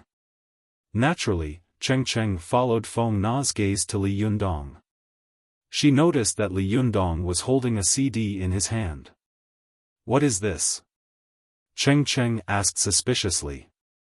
Then, she looked at Feng Na with a puzzled expression. He's not the senior you were talking about, is he? Feng Na's face darkened. Do you think I'm lying through my teeth? Tell me the truth, Cheng Cheng said. What's that in your hand? Li Yundong had a rough idea of what had happened between the two sisters. He had always been in the spirit of mischief, so he coughed dryly and approached Cheng Cheng. He lowered his voice and said with a mysterious look on his face, Sister, do you want to play? Cheng Cheng was taken aback. Then, she burst out laughing. What kind of CD do you have? I have Western CD, Japanese CD, and Japanese CD. Which one do you want? Li Yundong said, beaming with delight. Cheng Cheng blushed. Pfft. Cheng Cheng spat. Don't be so shameless. Then, she stomped her feet and glared at Feng Na. If you don't lend it to me, I'll go through it myself. I don't believe you can hide it anywhere. Then, she turned around and ran away. Feng Na breathed a sigh of relief. She gave him a thumbs up and said with a look of admiration on her face, Old man, you are so smart, brave, and calm. In the past, you would have been a qualified and outstanding underground gangster. I'm impressed. Li Yundong laughed and fiddled with the CD in his hand. What the hell is this CD? Why is it so sneaky and secretive? Feng Na giggled. Girls love it. You don't. Li Yundong deliberately put on a straight face. Who said that? I'm a man of universal love. I'm going to collect this CD on behalf of the Ministry of Public Security. I'll go back and figure out what it's about before I give it back to you. Feng Na had never thought that she would fall into the tiger's mouth after escaping from the claws of a wolf. She was stunned.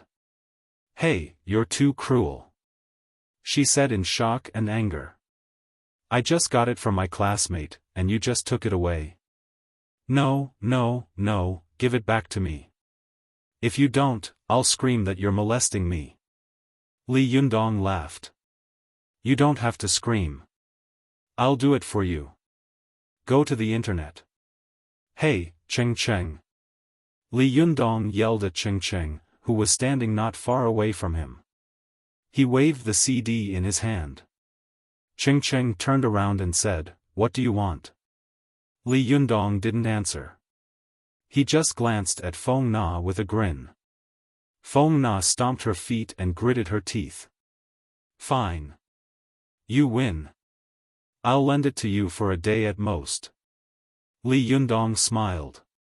Thank you. Feng Na said angrily, It's my bad luck. I walked right into the trap today. Then, she turned around and walked away. Li Yundong said loudly to Cheng Cheng, It's nothing. The party and the people want me to greet you. Cheng Cheng spat and laughed. Bah. Then, she also walked away quickly.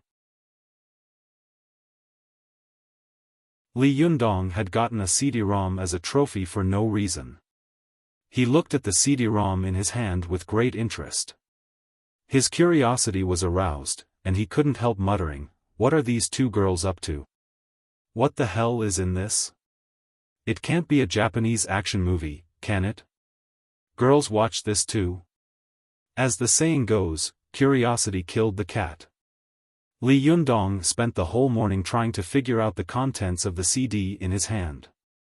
When class was over, he called out to Su Chan, who had just woken up.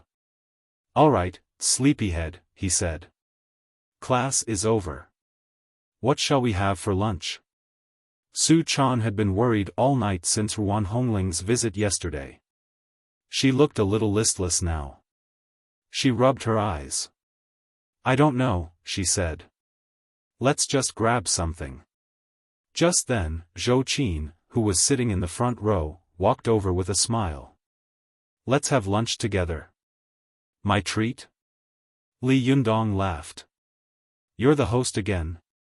How can I accept that? I still have class in the afternoon. Let's just grab something. Zhou Qin laughed. I wasn't the host yesterday. It was all thanks to Lu Chuan. And it was Chef Li himself who cooked. I didn't do anything. Li Yundong couldn't help but laugh at the mention of Lu Chuan.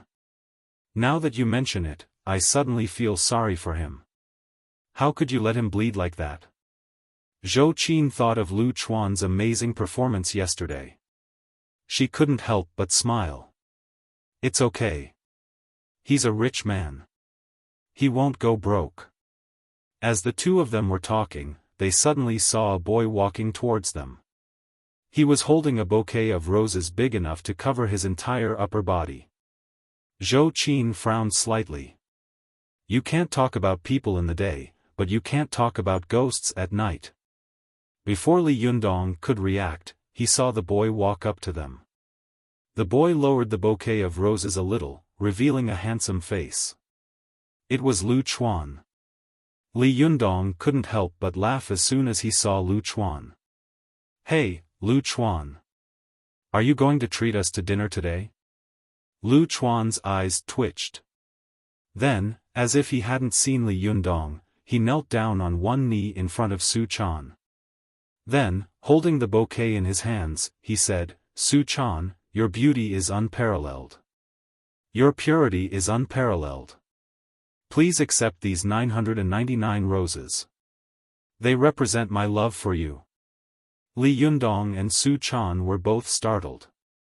Anger rose in Li Yundong's heart. His eyebrows slowly rose, and there was a hint of anger in his voice. Hey, do you know what you're doing? Lu Chuan gave Li Yundong a disdainful look. Everyone in this world has the right to pursue love. I'm exercising that right. Don't you understand? Su Chan was Li Yundong's reverse scale. He would never allow anyone to touch her. If anyone did, he would lose control of himself. Fine. Fine. Fine. Li Yundong laughed. Zhou Qin saw the angry look on Li Yundong's face. His fists were clenched so tightly that they made popping noises. She pulled his arm and whispered, calm down. Look. Then, she pointed to a corner not far away. Li Yundong turned his head and saw a few students taking pictures of them with their phones. Li Yundong was getting more and more angry. So you came prepared. Very good. Hey, Lu Chuan. Do you want to take a video of you getting beaten up and take it home as a souvenir? Lu Chuan glanced at Li Yundong. Fear crept into his heart. Then, as if something had just occurred to him, he rolled his eyes.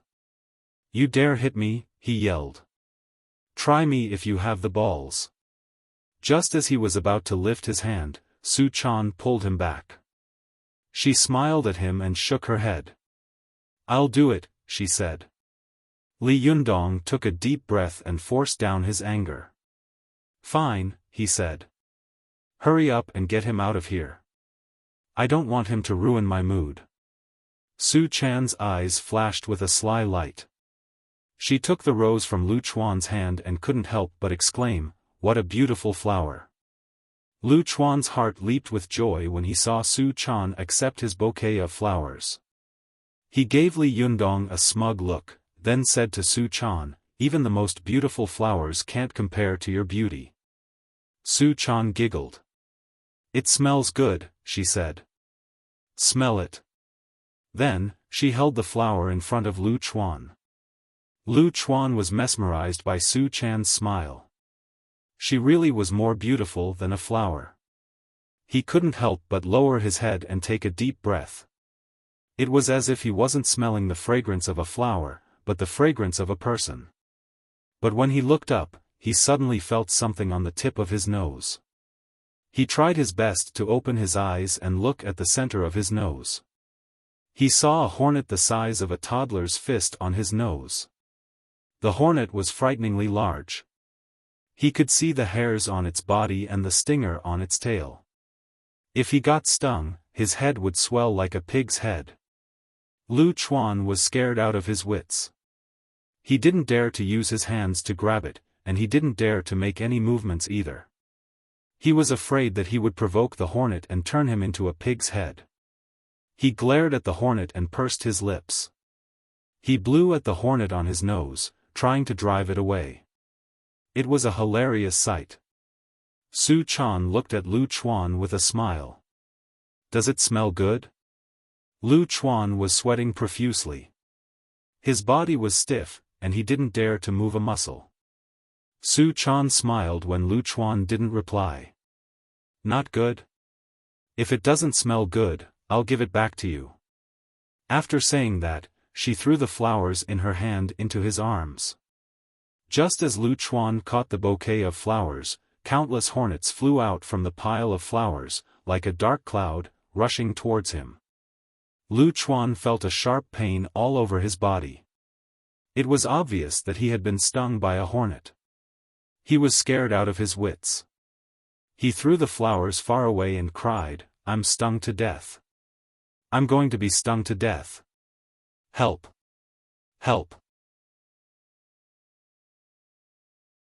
He frantically scratched his own body with both hands, howling like a ghost and howling like a wolf as he ran away in a cloud of dust. About that, during the weekend, the flowers of the children exploded together, which surprised me a little.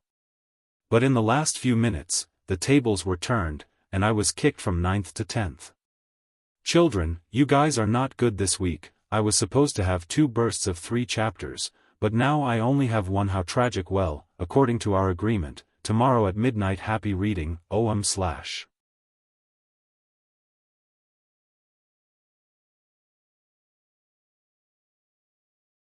Chapter 96. Go to watch net. As soon as Lu Chuan took a whiff of the flower in Su Chan's hand, he started yelling and screaming like he was possessed. When Su Chan tossed the flower back into his arms, Lu Chuan started yelling and screaming like a madman. Go to watch net. Literature. The students around them were shocked and amused at the same time.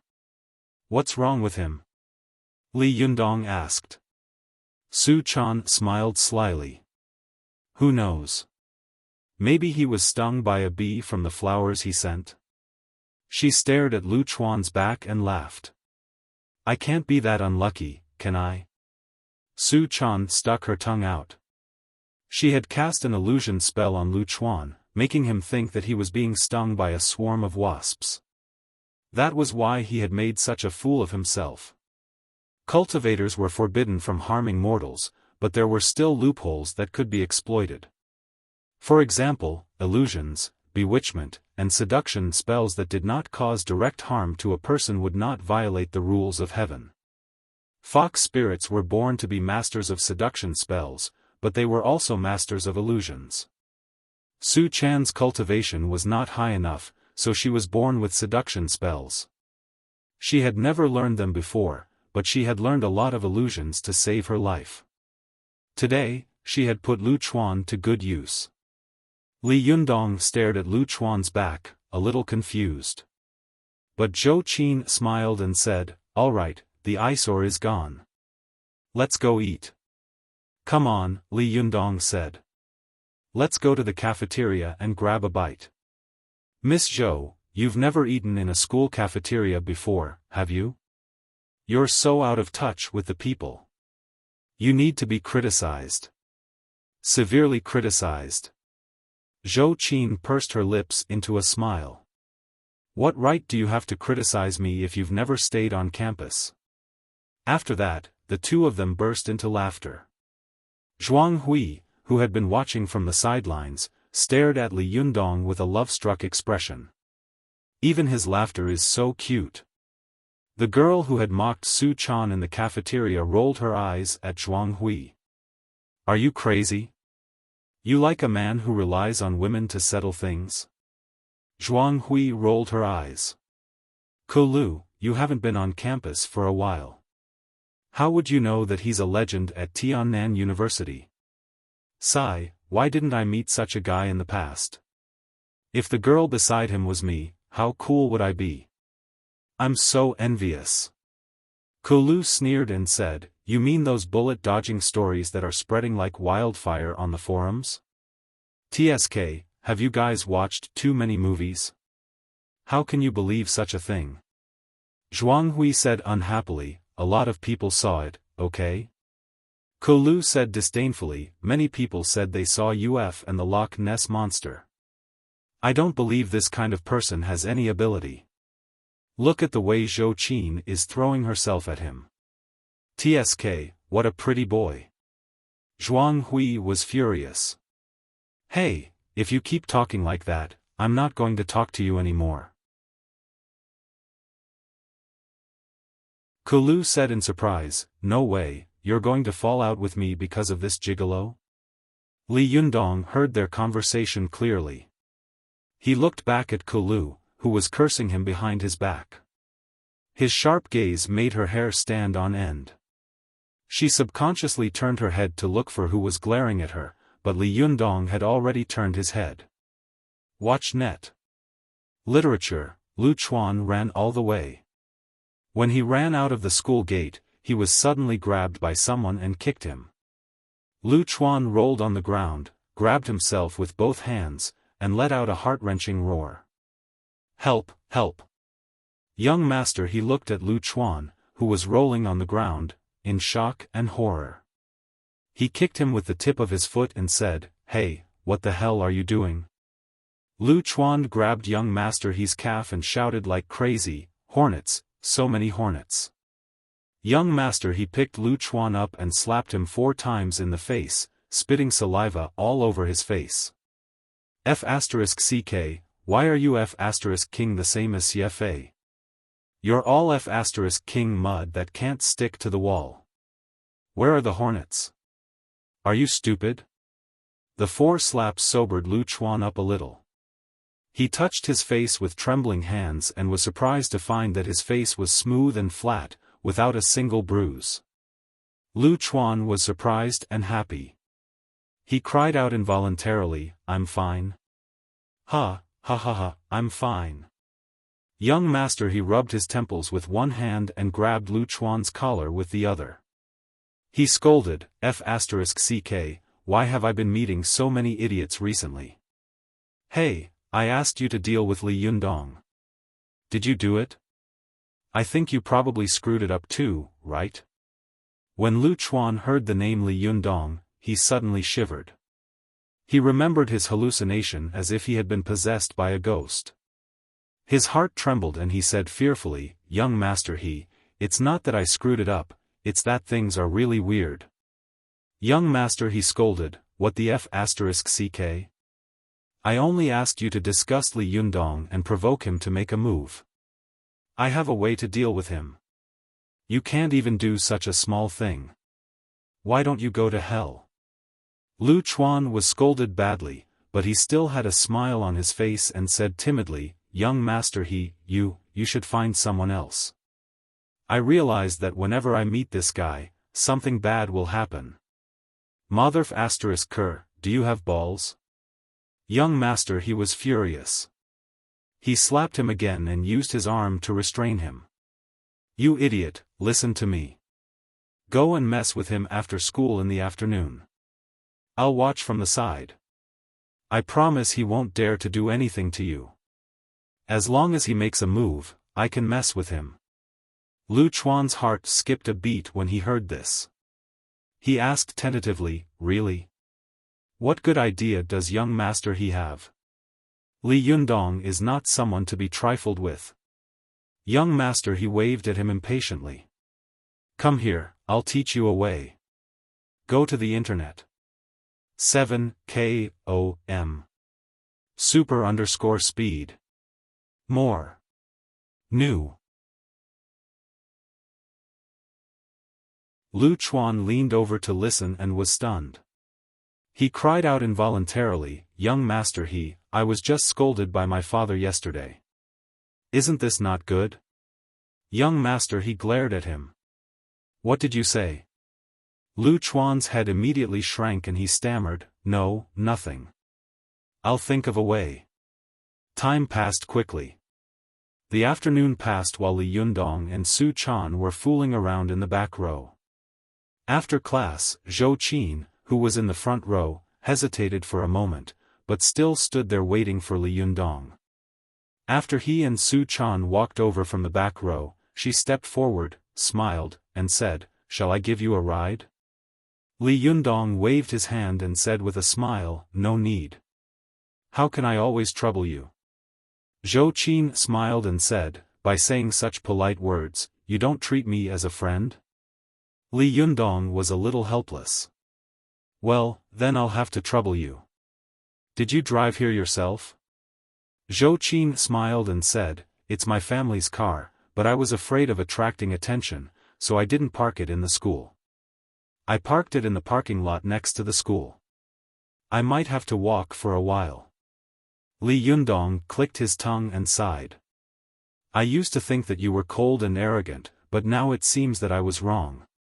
You are really good at keeping a low profile, especially compared to people like Lu Chuan." Zhou Qin smiled and said, "Is that a compliment?" "If it's a compliment, then I'll gladly accept it." The three of them chatted and laughed as they walked to the school gate. Before they reached the school gate, they heard students whispering around them. One of them said exaggeratedly, "Hey, did you see that? Who drove the Mercedes-Benz to the school gate?" "I don't know, but it's so cool. And it's from Scissors Gate. Hey, I'd be happy if I could sit in it once in my life." "Don't be a love-struck fool. I wonder which rich guy is using it to pick up girls." Li Yundong heard these voices and smiled at Zhou Qin. "It's not your car, is it?" Zhou Qin smiled and shook her head. "How is that possible? I don't like these kinds of ostentatious things." When they reached the school gate, they saw a very eye-catching stretch Mercedes limousine parked at the gate. The Mercedes limousine was black and translucent, giving it a dignified, and oppressive appearance. The students at the school gate rarely saw such a luxury limousine. For a moment, the gate was completely blocked. Li Yundong glanced over and saw many familiar faces in the crowd at the school gate. Zhuang Hui, Kulu, and the others were also looking at the luxurious limousine with envious eyes. Since ancient times, Chinese people had a complex of luxury cars. Since ancient times, luxury cars had been paired with heroes. If a hero didn't have a good car, then he couldn't be called a hero. In modern times, this complex had been transferred to cars. Although Li Yundong didn't care much about material things, he was still dazzled by the limousine. He turned to look at Su Chan and saw that the girl was looking at the limousine curiously with her head tilted. "Do you like it?" Li Yundong asked in a low voice. Su Chan smiled and said, "No, I don't. It's ugly." Li Yundong thought that the girl was just comforting him. He smiled and said, "I'll work hard to earn enough money to buy it for you in the future." Although Su Chan despised such worldly things, she still felt sweet when she heard it. She smiled brightly and said, "Well, your car will be much better in the future." Li Yundong chuckled. He didn't say anything, but his eyes shone with confidence. Zhou Qin frowned when she saw the limousine. "Isn't that Lu Changhe's car?" Lu Changhe was Lu Chuan's father. He was a famous businessman in the city and frequented the upper-class places. Zhou Qin had seen his car more than once. Sure enough, when Li Yundong and the others reached the school gate, the door of the Mercedes-Benz suddenly opened. A man stepped out of the limousine. He was dressed in a high-class suit and had shiny leather shoes. It was none other than Lu Chuan. Li Yundong frowned as soon as he saw the man. Why is this guy pestering me like a dog skin plaster? Su Chan frowned as well. That guy is so annoying. I'll go get him. Zhou Qin shook her head. I'll do it. Lu Chuan walked up to Su Chan, bent down, and pretended to be a polite gentleman. He said, "Beautiful Miss Su Chan, may I ask you to do me a favor?" Zhou Qin nodded to Li Yundong and Su Chan and winked at them, signaling them not to speak. She stepped forward with a slight smile on the corner of her mouth. Her smile was full of sarcasm. Lu Chuan, you're good. You even got your father's car out. Be careful not to scratch it, or you'll be spanked when you go back. As soon as Lu Chuan saw Zhou Qin, he was discouraged. He braced himself and said, "Zhou Qin, why do you always have to go against me?" "I always have to go against you." Zhou Qin sneered. "Why don't you take a piss and look at yourself? Do you deserve it? I just want to tell you, don't be too arrogant. Keep a low profile. It's not your turn to be presumptuous on this land." "Oh? Then when did you, Miss Zhou, get to run amok on this land?" Suddenly, a voice sounded from the side. Zhou Qin turned her head and saw a man tilting his head and squinting at her. It was He Xiao. Zhou Qin frowned and said in a deep voice, "He Xiao, what are you doing here?" He Xiao walked to Zhou Qin's side and looked past her. He looked at Li Yundong up and down, his eyes full of disdain. "Zhou Qin, what does it have to do with you that I'm here? Aren't you being too nosy?" Although Zhou Qin kept a low profile in school, her beauty, temperament, and background had always been a hot topic among the students. Seeing such a conflict in front of them, the students watching at the school gate suddenly became excited. There was going to be a good show to watch. Zhou Qin looked at He Xiao coldly and said, "He Xiao, for the sake of the good relationship between our two families, I'll give you a piece of advice: if you do too much evil, you will bring about your own destruction. Leave yourself a little bit of good karma." He Xiao laughed out loud. His expression was surly, and his eyes were cold as he said, "Well said. But let me tell you, no matter how much you scold me or how much you hate me, you can't change the fact that you are my fiancé and my woman in the future." As soon as he said this, the surrounding people burst into an uproar. Li Yundong looked at Zhou Qin in shock, as if he couldn't believe his ears. Such a beautiful girl with outstanding temperament was actually going to marry someone like He Xiao in the future? When Zhou Qin heard this, her face turned red. Her red cheeks looked as if they were about to drip blood. She looked ashamed and angry. She gritted her teeth and looked at He Xiao. "He Xiao, I'm telling you, don't even think about this dream for the rest of your life. I'd rather die than marry you." He Xiao held his stomach and laughed wildly. He pointed at Li Yundong and said to Zhou Qin, "Then who do you want to marry?" "Him?" He Xiao suddenly shouted at Li Yundong with an arrogant and surly face, "Little bastard, I'm telling you, Zhou Qin is my woman. If you dare to touch a hair on her, I'll kill you right away." First update. Happy reading. OM/.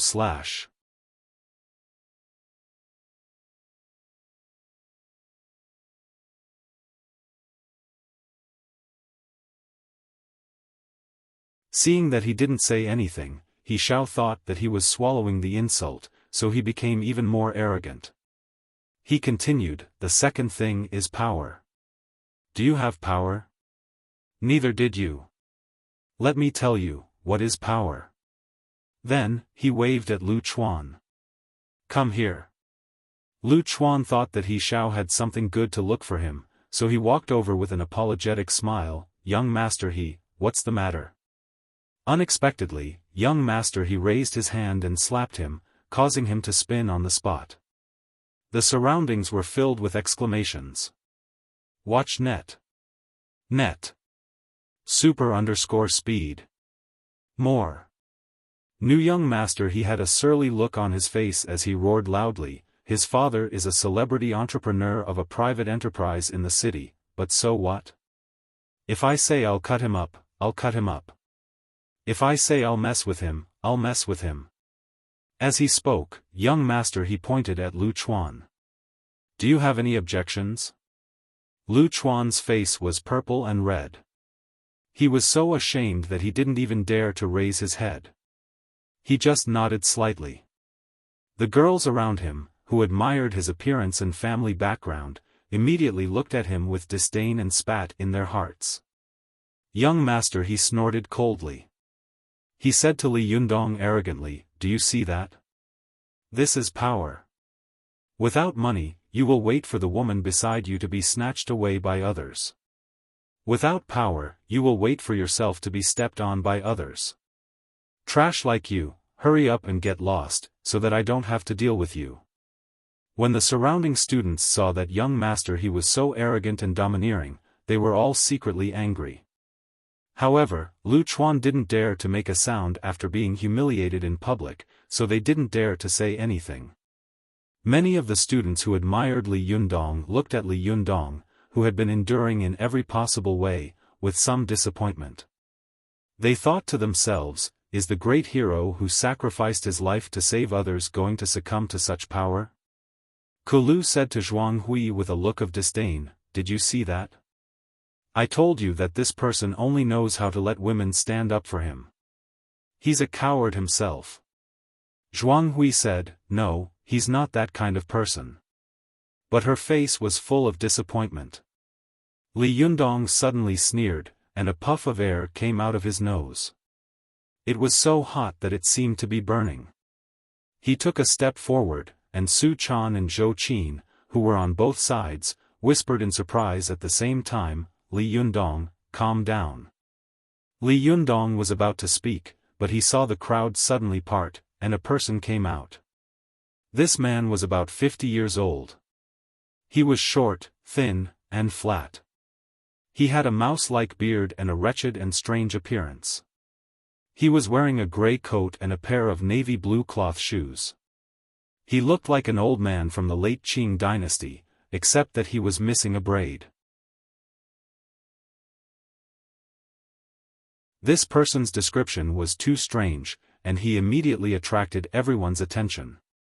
He walked into the crowd, rolled his eyes, and then walked to young master He and Lu Chuan, who were only 2 steps away from Li Yundong. He waved to them and said, little boy, go to the side. Hurry up, get out of the way. Don't let your grandfather hurt you later. Young master He looked at the person in front of him in surprise and couldn't help laughing. Hey, where did this lunatic come from? You came here to cause trouble? Do you know who I am? How dare you call yourself my grandfather? Are you tired of living? The man tilted his head and looked at young master He. I don't know. Young master He laughed. You don't know who I am, yet you dare to come here and cause trouble. You are really tired of living. The man sneered and used his hand to twist the mouse-like beard on his lips. Little boy, you're young, but you're quite arrogant. Your grandfather is in Hong Kong. Even the chief executive has to be polite to me. Who do you think you are? Get out of here. You don't have any manners at all. I get angry just by looking at you. When the onlookers heard this, they immediately sucked in a breath of cold air. Even the chief executive has to be polite to him? Did this person really want to brag without paying taxes? Was he trying his best to brag? He really dared to say it. Young master He saw that the old man was acting like an old man. He was furious in his heart and reached out to push him away. Unexpectedly, as soon as he stretched out his hand, the old man grabbed his hand. With a little force, young master He knelt down while screaming. Go to watch net. 7 KOM. Colorful * rainbow * literature _learning %super #speed. The old man patted young master He's cheek with his other hand and sneered. Little boy, you have no manners. I'll discipline you on behalf of your parents. After saying that, he let go and waved at him. "Get out of here, get out of here. Don't get in my way." Young master, he endured the pain and humiliation and said fiercely, "Okay, okay, if you dare to touch me, you're dead." The old man frowned. "Cut the crap. Get out of here. If you have the ability, call your parents over." After saying that, he rolled up his sleeves. He waved his sleeves, and with a whoosh, a black shadow covered the sky, sweeping up young master he until he disappeared. When his sleeves flashed again, young master he had already been sent flying. The students who were close to him only felt a strong wind blowing on their faces, making them unable to open their eyes. Wow, what kind of kung fu is this? At this time, everyone knew that this old man was not an ordinary person, especially when he used the kung fu of his sleeves. They were even more stirred up, and their hearts became more and more excited. This show was getting more and more interesting. The old man threw young master he away and snorted coldly. Kids nowadays are really uneducated. I don't know how the adults in Taoism taught them. He said in a low voice, then tidied up his clothes and looked Li Yundong up and down. "Are you Li Yundong?" Li Yundong said warily, "I am." The old man cupped his hands to Li Yundong and said in a clear voice, "Buddha has hair in the mountains. Sorry for offending you." When Li Yundong saw the old man teach young master he a lesson, he immediately felt angry. At this time, when he saw that the old man was polite, he had a good impression of him. However, when he suddenly heard the old man say, "I'm sorry," he was stunned. Then, Lin Youfa suddenly took a step forward and threw a punch like a cannon at Li Yundong's face. Su Chan was quick to react and pulled Zhou Qin away. Although Li Yundong didn't know why the old man wanted to fight with him, the anger in his heart had not dissipated. Seeing that someone was making a move, he was not afraid but happy. He raised his eyebrows, opened his eyes, and shouted, "Good!" Li Yundong could be said to have reached a higher level in qi cultivation. His 5 senses were even sharper than those of warriors who had practiced martial arts for a lifetime. He raised his palm and caught the other party's fist with a snap. Seeing that his fist had been caught, Lin Youfa immediately punched Li Yundong's heart with his other fist like a poisonous snake. At the same time, he kicked Li Yundong's calf. On the surface, this move seemed to be aimed at Li Yundong's heart, but in fact, the killer move was the shadowless kick under his feet. Although the shadowless kick was famous for Huang Feihong, in fact, the shadowless kick was not as fancy and flashy as it was in the movies. Huang Feihong had learned the shadowless kick under Song Hui's tutelage, and with this move, he had made a great reputation in Foshan and won the title of a grandmaster. Many people who had fought with him had often suffered a great loss under his shadowless kick, so most of the sects in Foshan had also practiced the shadowless kick, kung fu. Lin Youfa's kick was not only hidden and insidious, but also aimed at the east and the west. If it had been someone else, their calf would have been immediately broken. But at this time, Li Yundong had cultivated to the foresight realm of spirit concentration. If someone with a lower cultivation than him wanted to do something, his divine sense could immediately sense it. Therefore, the moment Lin Youfa kicked, Li Yundong also kicked. The two of them seemed to have discussed it beforehand. Their calves hit each other, and their bodies shook at the same time.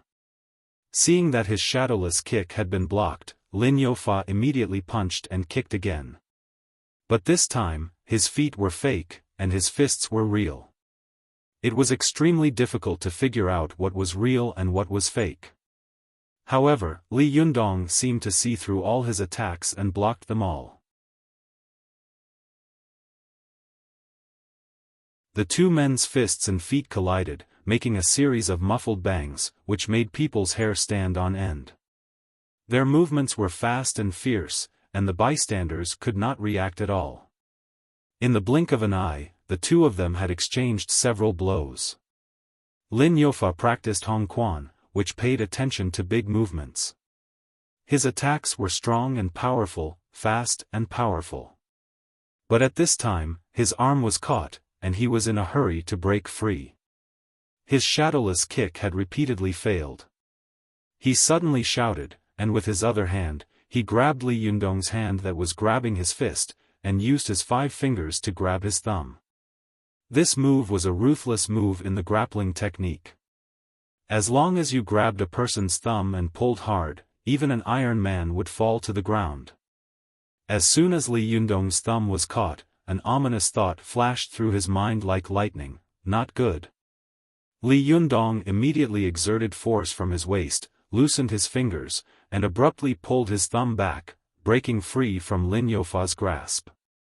His arms suddenly expanded, and he climbed up Lin Youfa's forearm like a python coiling around a tree. Although Li Yundong hadn't practiced kung fu for many days, he had accumulated a certain amount of actual combat experience by fighting a lot of people over the past few days. Especially after the confrontation with firearms, the tempering at the moment of life and death had made him understand the most important thing in actual combat. Therefore, in the fight before him, he could rely on his intuition to fight against a martial arts master like Lin Youfa, who had been practicing for a lifetime. Lin Youfa saw Li Yundong reach out to grab his forearm. As soon as his fingers touched his skin, Lin Youfa immediately got goosebumps. It was as if his whole arm had been sent into the mouth of a crocodile. As long as Li Yundong exerted force, his bones and tendons would be broken. Lin Youfa's heart trembled. He let out a fierce shout and quickly retreated. Li Yundong tore off the sleeve of Lin Youfa's coat, revealing a skinny arm. Li Yundong's attack missed, but he did not stop. He took a step forward, twisted his waist, twisted his body, and threw a punch straight at Lin Youfa's face. Lin Youfa was shocked to hear the sound of the punch tearing through the air. He blocked the punch with his palms in front of his face. Then, with a light tap of his feet, his body flew backward like a rock, crashing into the limousine behind him with a loud bang. Lu Chuan, who had been stunned for a moment, suddenly snapped out of his daze. "Hey! Watch out for my car!" He only felt that the blood in his body was boiling, as if there was an aura that had nowhere to vent. He gritted his teeth, twisted his body, and hit his right fist behind his back. He paused for a moment, then suddenly twisted his waist. All the aura in his body burst out like a flood, instantly gathering on his fist. With a loud bang, he punched the air. In that instant, Li Yundong's hair and beard stood on end. White steam rose from the top of his head. The punch compressed the air, creating a shockwave visible to the naked eye. Lin Youfa's pupils shrank instantly. He cried out in shock, "Fist energy?" With a leap, his body flew up like a feather, dodging this terrifying punch. Although Lin Youfa had dodged Li Yundong's punch, the car behind Lin Youfa couldn't. Everyone heard a loud bang, and a dent appeared on the door of the extended Mercedes-Benz. The body of the extended Mercedes-Benz was forced to move half a meter horizontally with a squeak, and the tires left a black tire mark on the ground. At this moment, the scene suddenly quieted down. The students who were watching at the school gate looked at Li Yundong, who was like a god, with their mouths agape. They were so shocked that they couldn't control themselves. They suddenly realized that in this world, there seemed to be something that was above money and power, and there was a kind of person who was above all living beings. Happy reading. OM/.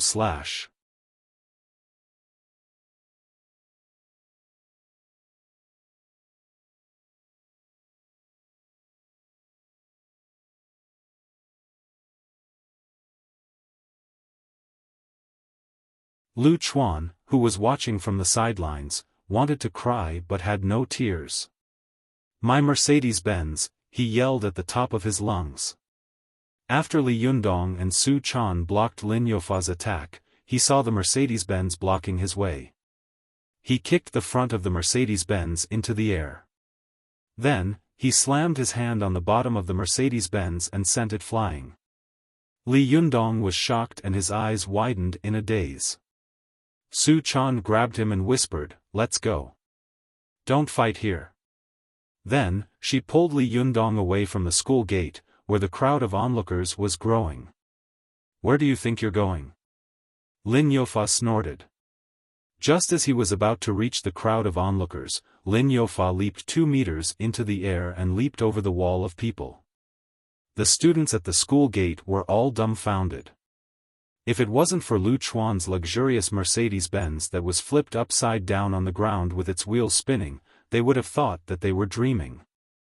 Zhou Qin watched Li Yundong and Su Chan's departing backs in shock. Her heart was pounding like crazy.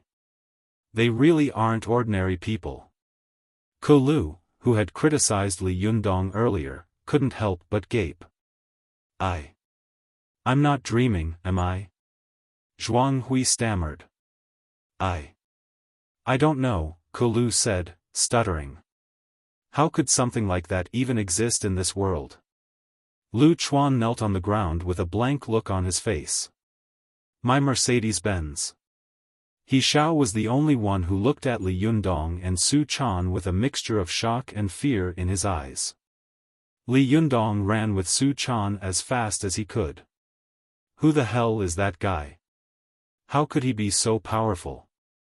He kicked a Mercedes-Benz over? Is he even a human? People were always stricter than others and more lenient than themselves. Li Yundong was no exception. He had punched the car in the air and moved it half a meter away, but he didn't feel like a non-human. Lin Youfa had kicked the car away, and he suddenly felt that it was unacceptable. Su Chan gritted her teeth. Her eyes flickered, as if she was debating whether or not to tell Li Yundong.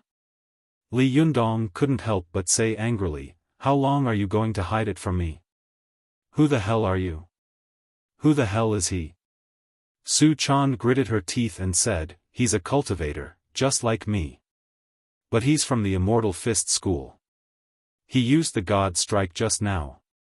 Li Yundong and Su Chan were as agile as a young man and a woman doing parkour on the street. They attracted the attention of passers-by. "What's the God Strike?" Li Yundong shouted as he ran. Su Chan did a somersault and leaped over a car. "It's asking a god to possess you." "Asking a god to possess you?" Li Yundong wanted to laugh, but he didn't dare. That explanation was ridiculous, but he couldn't explain what he had seen with his own eyes. "What do you mean by asking a god to possess you? What god did he invite? What kind of god can turn him from a shriveled old man to a mighty man?"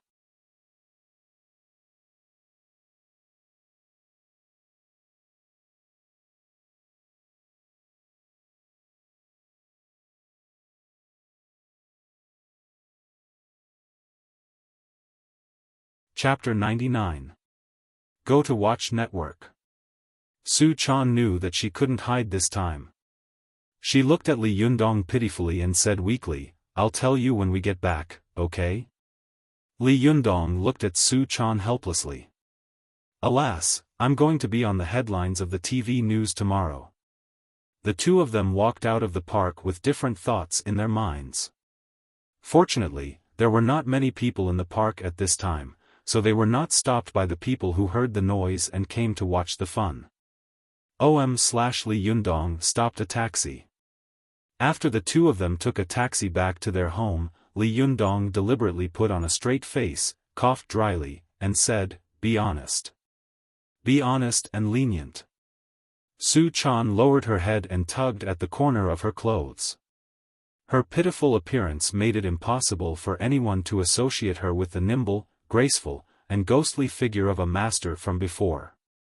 Su Chan and Li Yundong sat on the sofa and began to talk about how she had obtained the Renyuan Jin Dan, how she had been hunted, and how she had met Li Yundong.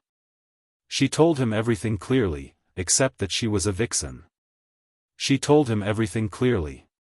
Fox Zen School had been founded in the early days of Emperor Xianzong of the Tang dynasty. Although it was not a famous and decent sect, it was still a small sect with a good reputation. But at the end of the Tang dynasty, after the death of the third-generation sect master, Mystical Silver Fox succeeded as the fourth-generation sect master, and Fox Zen School had a great demon that was rarely seen in 1,000 years. After Mystical Silver Fox succeeded as the sect master of Fox Zen School, she alone provoked the northern and southern Taoist sects to turn against each other. The Buddhist and Taoist sects launched a bloody vendetta, and even indirectly led to the destruction of the late Tang dynasty. Although her strength was strong for a while and she had reached the highest realm of the Fox Zen School of the nine-tailed celestial fox, her actions were too exaggerated, which aroused the anger of people and gods in the cultivation world. Not only was she hunted down, but the whole Fox Zen School was reduced to an evil sect that everyone hated. Su Chan felt wronged when she thought of the past. Over the past thousands of years, there have been thousands of tigers, leopards, jackals, bears, deer, snakes, and pigs. Why are we foxes the only ones who have been scolded? Of course, there was the credit of Daji, Meishi, Baozi, and the others. But more importantly, the mystical silver fox had offended the whole cultivation world alone, which caused all the cultivators to discredit the Fox Zen School at any time and place. They scolded, Wild Fox Zen. She was afraid that once he found out that she was a vixen, he would gnash his teeth in hatred and kill her like everyone else. After listening to Su Chan's explanation, Li Yundong was stunned on the spot. All the things that he hadn't been able to figure out in the past were now clear to him, but there was one thing that he couldn't figure out. He couldn't help asking in a daze, are there really immortals in this world? Seeing that he didn't ask about her sect, Su Chan immediately breathed a sigh of relief in her heart. She blinked her eyes and said, there are so many things in the world that there are so many immortals in the world that they are as rich as bamboo. Watch net. 7 KOM. The path of immortality is the path of nothingness. Even though Li Yundong was a student of the Chinese language department, he had skipped all of his classes in the university. Hearing this sentence, Li Yundong's eyes went wide. What did you say? Su Chan said, you know Guhong, right? Li Yundong nodded. Yes. Su Chan blinked her eyes. You know that Guhong himself is an immortal of cultivation, right? Li Yundong didn't know whether to laugh or cry. Guhong is an immortal? This is the first time I've heard of such a thing. Su Chan explained, oh, do you know who Guhong's master is? Li Yundong smiled. I know that. It's Zheng Yin. Su Chan asked again, what about Zheng Yin before? That's not a problem for me. It's Gu Xian, the immortal of Tai Chi.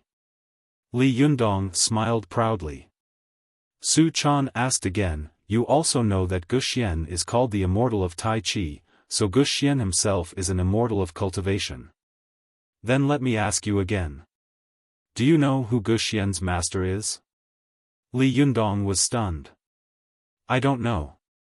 Su Chan said, it's the founder of the Danding sect, Zhua Ci. Zhua Ci.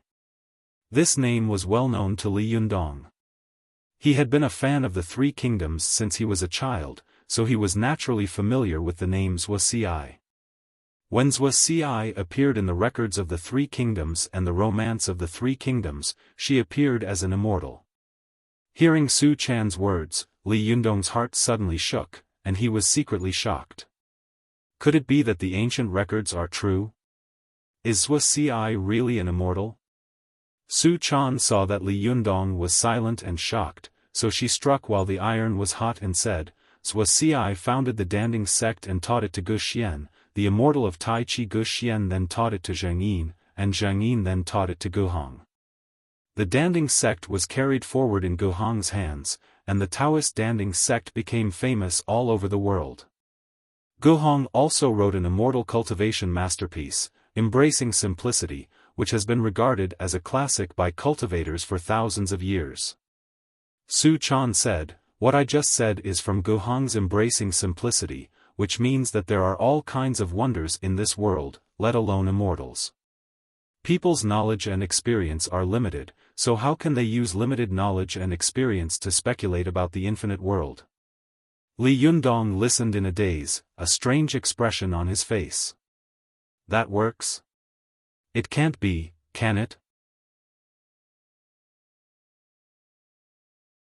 Isn't this the devil's logic? Su Chan explained to Li Yundong patiently. Guhong pointed out at the beginning of the embracing simplicity, immortals have no seeds, and mortals can cultivate to become immortals. Moreover, Guhong said, immortals can be learned as millet can be sown, and it is very bright. Go to see the net. Net. Super_speed. Even more. There is no such thing as not plowing and obtaining good crops, and no such thing as not working hard to obtain longevity. Su Chan shook her head and recited the cultivation classics that her master had forced her to memorize in the past. Man cultivates nature, and does not understand people. Therefore, those who understand the shallowness can use all things, and those who understand the depth can live a long life. As for Elder Peng, he is still human, not a different kind, but an elder who lives alone. Because he has obtained the Tao, it is not natural. Trees cannot imitate pines and cypresses, and insects cannot imitate turtles and cranes, so they are short.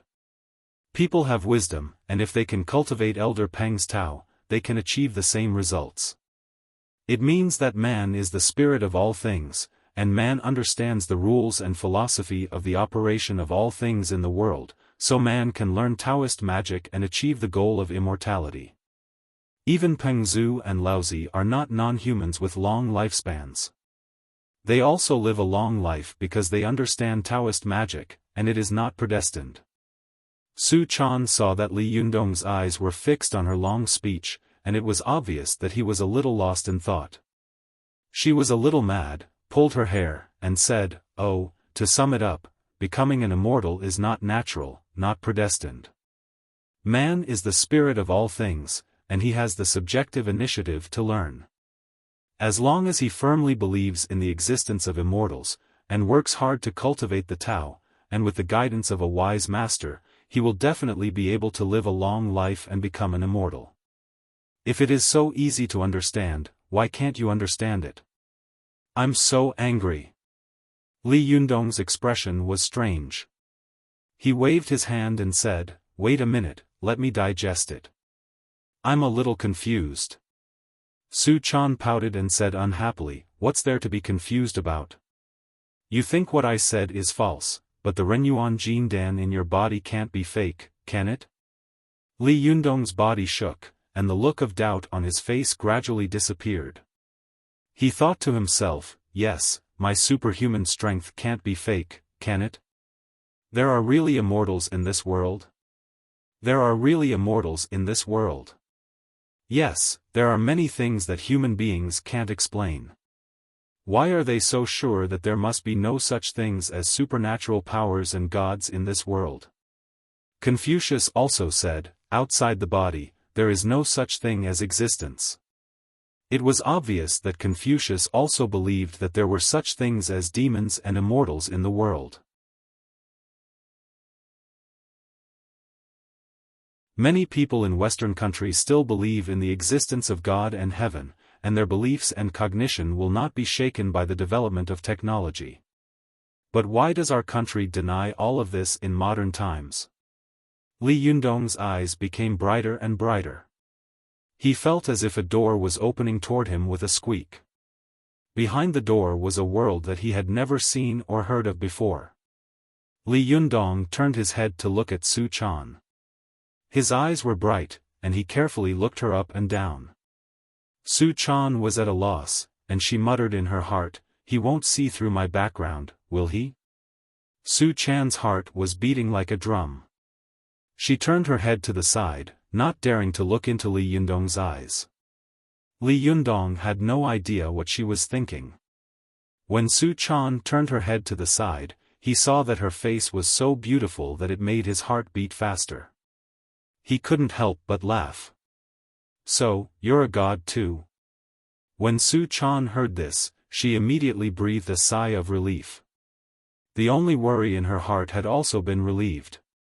She deliberately pretended to be cute, pointed 2 fingers at her cheeks, and said with a smile, "I am a Xiaoyao Xiaoxian." Li Yundong burst into laughter and waved at her. "Even if you're a god, you're still my girl." Su Chan giggled and crawled over to Li Yundong. She nudged Li Yundong's chin with her head and said coquettishly, "You're not mad at me, are you?" "Why would I be mad at you?" Li Yundong asked. Su Chan thought to herself, "I wanted to squeeze you dry back then." But she wouldn't dare say that out loud. Su Chan rolled her eyes and giggled. "I've been hiding these things from you for a long time." Li Yundong pretended to be angry. "If this hadn't happened today, how long would you have hidden it from me? You deserve to be spanked."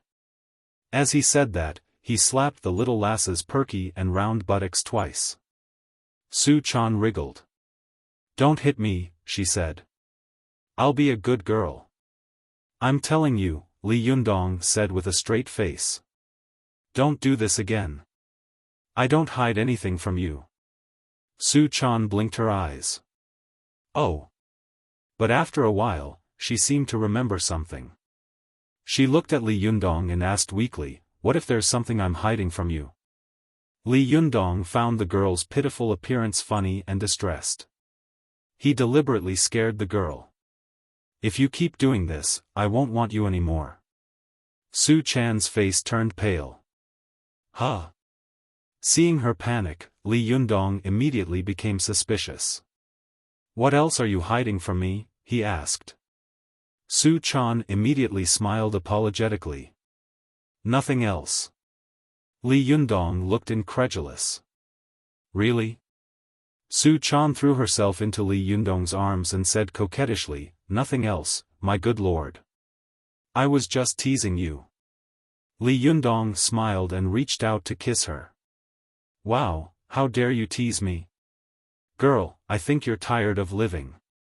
Su Chan was born with a sensitive body. She trembled and begged for mercy. Her voice was trembling.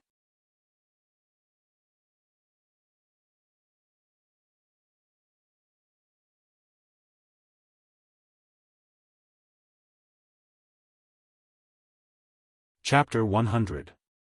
Go to Watch Network. To Li Yundong's surprise, it was Zhou Qin who knocked on the door. Watch Net. When Li Yundong opened the door, he was obviously stunned. Zhou Qin tilted her head and looked at him with a smile. "Is it strange?" Li Yundong smiled and said, "It's not strange. You are the only one who knows where I live. Come in. Are you here to inform me that you are going to be on TV or in court?" Zhou Qin smiled and said, "You are still glib at this time. You forgot to take your school bag. I brought it for you." As she spoke, she took out a black school bag from behind her. Li Yundong patted his head and said, "Oh, thank you so much. Please come in." Zhou Qin stood at the door but didn't go in. She said, "No, I still have something to do." Li Yundong said with some embarrassment, "So busy? Don't you want to sit down?" Zhou Qin shook her head and said, "I really have something to do." Li Yundong watched Zhou Qin turn around and leave. He suddenly shouted, "Zhou Qin!" Zhou Qin stopped and turned around. "What's the matter?" Li Yundong thought for a while and said, "Aren't you curious about what happened today?" Zhou Qin smiled slightly. "You will tell me if you want to." After that, she waved her hand and said to Li Yundong, "I'm leaving. By the way, don't worry. No one will cause you trouble." Li Yundong knew Zhou Qin's character. If she didn't say anything, it would be fine. But once she did, it would be equivalent to taking all the responsibility for today's events. He smiled gratefully and said, "I've troubled you again."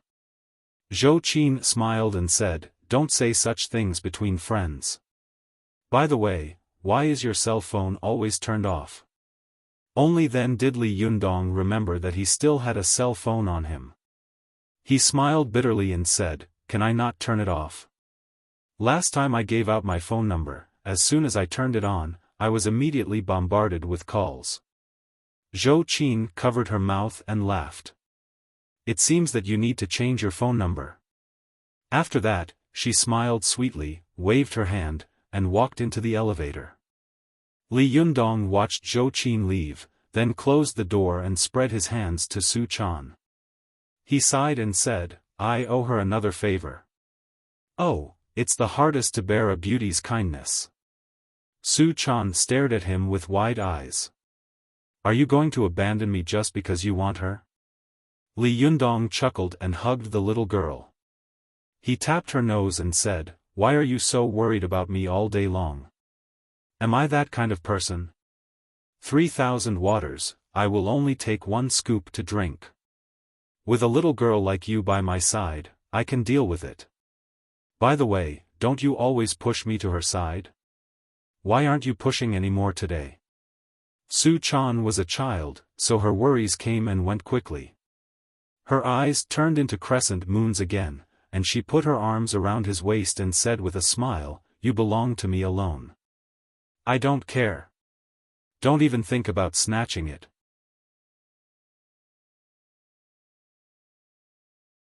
Li Yundong patted the little girl's head lovingly. Yes, yes, I'm yours alone. As he said this, he suddenly thought of something. He chuckled and said, By the way, do you want a film? Su Chan saw that Li Yundong's smile was very suggestive. She giggled and said, No, I don't want to see it. Your smile is so bad. It's definitely not a good thing. Li Yundong's face darkened. Nonsense, he said.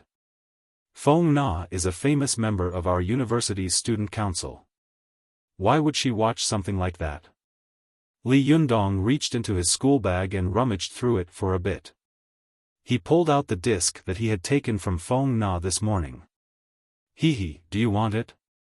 Su Chan shook her head vigorously and giggled. She tried to run away, but Li Yundong grabbed her. Go watch it. 7ko/Li Yundong held the little girl with one hand and put the disc into the DVD player with the other. He chuckled. Stop struggling, girl. Just give in to me. Su Chan giggled and covered her eyes with her hands. I don't want to see it, she said loudly. I don't want to see it. You're so bad. Li Yundong saw that even though Su Chan had covered her eyes with her hands, her fingers were wide open. Nothing was blocked. He laughed and put his arm around Su Chan's waist, ready to watch the film. But as soon as the film started playing, Li Yundong was disappointed. Pfft! Big Mouth Guo Ferong. Days of Living with a Stewardess. Holy shit! Why are these two girls so secretive about this kind of film? Are they kidding me? Li Yundong was furious. He had thought that the film was a romantic action film, so he had pulled a tooth out of the tiger's mouth. Who would have thought that it was a serious soap opera? Alas, I miscalculated. Li Yundong said with a sigh. Li Yundong saw Su Chan giggling behind him. He turned his head and laughed. Why are you still covering your eyes? He said. Can't you open your fingers a little wider? Hey, by the way, I still have a copy of Days of Living with a Stewardess in my room. Do you want to watch it? Su Chan giggled at Li Yundong's naughty smile. No way, she said. Li Yundong's interest waned. Forget it, then.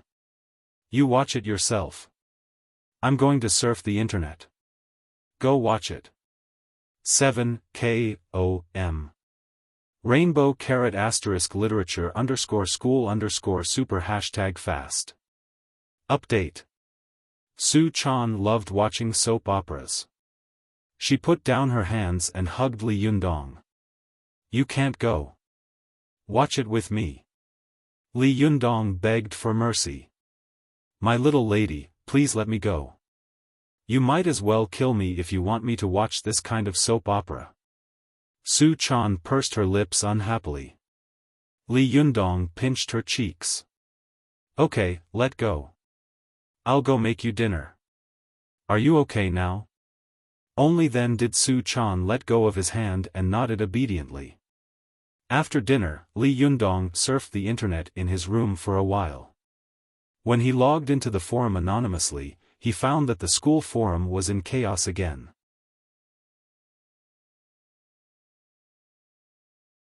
The most popular post was about the incident that happened at the school gate after school today. Li Yundong clicked on it curiously and found that the person who had written the post had described the whole process vividly. However, because the description was so vivid, many people who hadn't seen the scene expressed serious doubts. How could something like this happen in this world? This was the most common question among the skeptics. Although there were a lot of people who saw this at the school gate, there were even more people who didn't see it. There was a very interesting characteristic of humans. When they heard things that they couldn't understand, they would always try to deny the existence of such things. What made Li Yundong the most was that there was a cell phone video attached to the post. It's over. This is going to be fun. Li Yundong clicked on the post speechlessly. He found that the quality of the cell phone video was not only poor, but also very shaky. Just watching it for a few seconds was unbearable. The post was filled with curses and ridicule. This video is so unprofessional. What the hell is this video about? It's not good enough. My eyes are going to blur. Holy shit. The original poster didn't even inherit a single bit of Brother Guanxi's skills. Hong Kong Guanxi Professional Photography is sincerely recruiting students from the mainland. Contact number, 138432352. Contact person, A. Jiao. Li Yundong burst into laughter as he read all the comments. His heart was finally at ease. He turned off his computer and walked out of his bedroom. To his surprise, Su Chan was still watching a soap opera. Li Yundong didn't know whether to laugh or cry. Hey, are you addicted? I want to practice qi. Can't you move aside? Can't you see the time?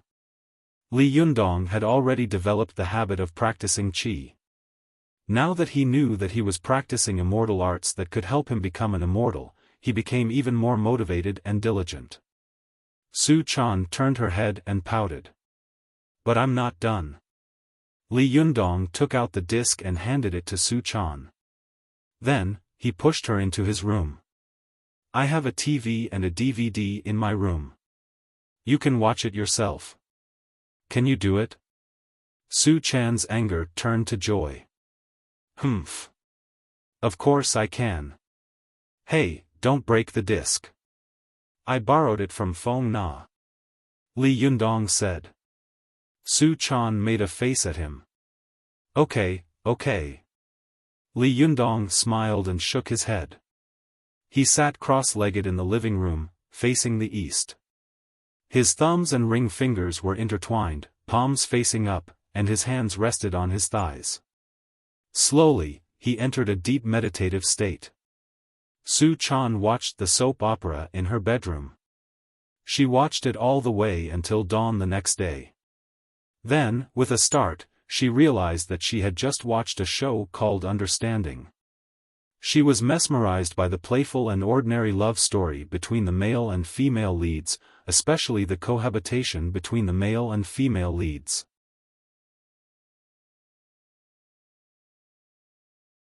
Su Chan couldn't help but think of herself and Li Yundong. Su Chan took the disc out of the machine and tossed it on the bed. Then, she collapsed onto Li Yundong's bed. She was conflicted. On the one hand, she was worried that Ruan Hongling would continue to keep an eye on her and Li Yundong. On the other hand, she was worried that Lin Youfa would come looking for trouble in the future. But she couldn't bear to move out of this place. Besides, cultivators had never heard of the saying that they would move out the moment their enemies came looking for them. It wasn't easy to find a good cultivation abode. Cultivators would never give it up unless they had no other choice. Of course, the thing that bothered her the most was her identity. What would happen if Li Yundong found out? Would Li Yundong really abandon me? I don't think so, right? Su Chan's heart was pounding. But when she thought about how serious Li Yundong was, she couldn't help but feel uneasy. The more Su Chan thought about it, the more she tossed and turned on the bed. After a while, she suddenly heard a crack. Su Chan froze. She sat up and looked under her elbow. The disc had broken into 2 pieces. Su Chan sat up on the bed and stared blankly at the disc. This thing isn't that brittle, is it?" she stammered. She put the disc together and tried to piece it back together. As soon as she did, she realized that the disc was intact. Then, she loosened her grip and the disc fell to the ground. Su Chan stood up with a sad face. "What should I do? Yundong specifically told me not to break the disc. I'm doomed now. I'm going to get spanked." Coincidentally, Li Yundong had just woken up from his meditation. "Su Chan, have you woken up yet?" he yelled from the living room. "Get ready for breakfast and class." Su Chan immediately scurried back and forth in the room like an ant on a hot pan. "It's over, it's over, it's over, it's over." Li Yundong pushed the door open and poked his head in. When he saw Su Chan's appearance, he froze. "Don't tell me you didn't sleep last night." Su Chan smiled dryly. No, I just woke up." Li Yundong saw that she was acting strangely and thought that she had just woken up in the morning. He looked away disapprovingly and knocked on the door. "Hurry up," he said, knocking on the door. "Oh," Su Chan said. She was so anxious that she knocked over the bedside table when she passed by the bed. Suddenly, a large number of books fell from the table. Su Chan hurriedly crouched down to pick up the books. While she was busy picking them up, she suddenly saw that there was also a disc on the floor. There was a line of words written on it, "Days of living with a flight attendant." Su Chan was stunned. It can't be such a coincidence, can it? At this time, Li Yundong called out again outside the door. "Hey, you're not asleep again, are you?" Coming. Su Chan shouted in a panic.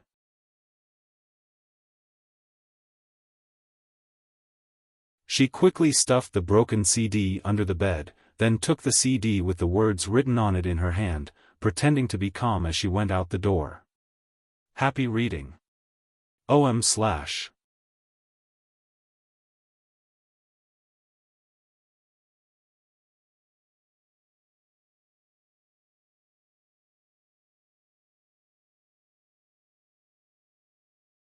Li Yundong withdrew his gaze from the disc in her hand. He had some doubts in his heart, but his attention was still diverted by Feng Na. "I'm not going. Don't drag me into this again. I have enough troubles now. Sometimes, I don't think you're human at all.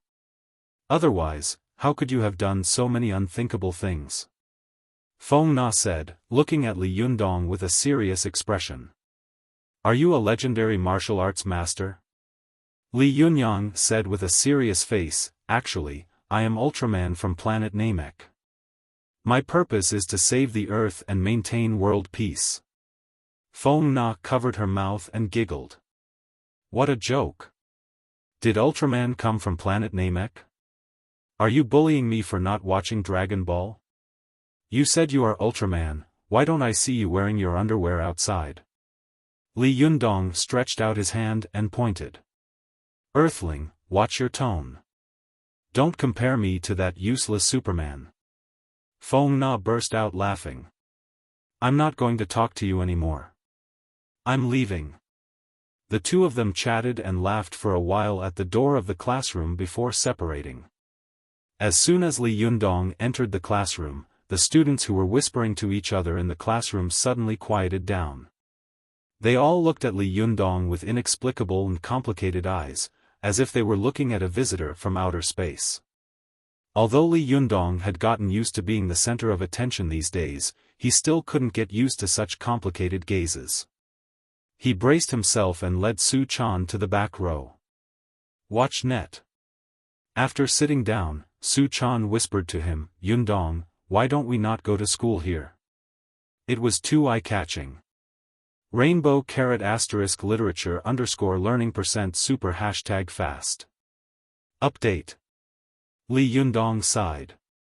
"I want to, too, but if I don't go to school, my parents will stop giving me benefits. What am I supposed to do without the money?" "What am I supposed to do?" he said.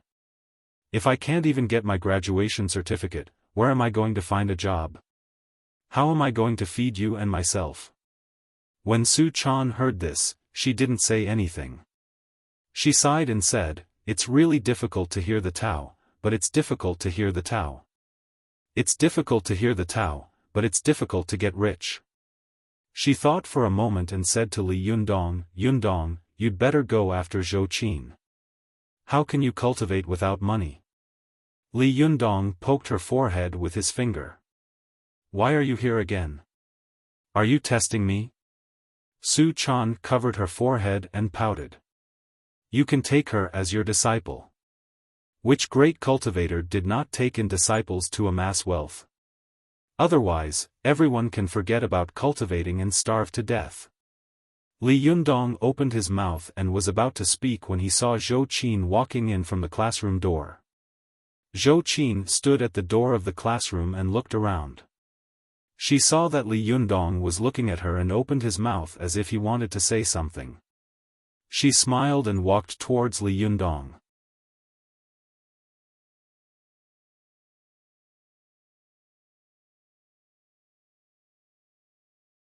"But how much money can a college student earn from a part-time job during the summer?" "But I have to go." Zhou Qin smiled and secretly made up her mind. "Since Li Yundong is short of money, I'll see if I can introduce him to a job with a higher salary in the future." Thinking of this, Zhou Qin smiled and handed the phone in her hand to Su Chan, saying, "Su Chan, Li Yundong refuses to accept this phone, so I have to give it to you. Otherwise, I'll have to throw it away later." Su Chan pried Li Yundong's hand away from her mouth and took the phone with a smile. "Really?" Li Yundong stared at her. "You have the nerve to accept it?" Su Chan made a face at him. "What's there to be embarrassed about?" she said, holding the phone happily. She looked back and forth, but didn't know how to use it. Li Yundong felt helpless. He knew that if he refused again, it would be really inexcusable. He patted Su Chan on the head. "Hey, why don't you thank Zhou Qin?" Su Chan looked up and giggled. "Thank you, Sister Zhou Qin." When Zhou Qin gave the phone to Su Chan, she was afraid that Su Chan would refuse. Her heart was beating fast. Now that she saw Su Chan accept the phone, she was relieved. She smiled and said, "You're welcome. My number is saved in the phone. You can call me if you need anything." While they were talking, the teacher had already entered the classroom. Since the exam was approaching, the teacher was also marking the key points in the class. Li Yundong had been disqualified from taking the exam for this class because he had skipped too many classes. Therefore, he had some peace and quiet. He sat in the back row and watched Su Chan play with her new phone. Zhou Qin, on the other hand, was recording the key points obediently. This continued until the end of the class in the afternoon. Suddenly, a large group of teachers walked into the classroom and interrupted the teacher who was in the middle of teaching. The leader of the group was a middle-aged man with a square face. He had his hands behind his back and looked very imposing. Zhou Qin was stunned when she saw him. Her brows furrowed. Li Yundong saw her expression and couldn't help but ask, "Who is this?" "My dad." "What is he doing here?" Zhou Qin said with a strange look on her face. Happy reading. You're tuning into the Xiaofan's Wuxia Tales YouTube channel. Don't forget to subscribe and join us on this journey to catch the most captivating stories.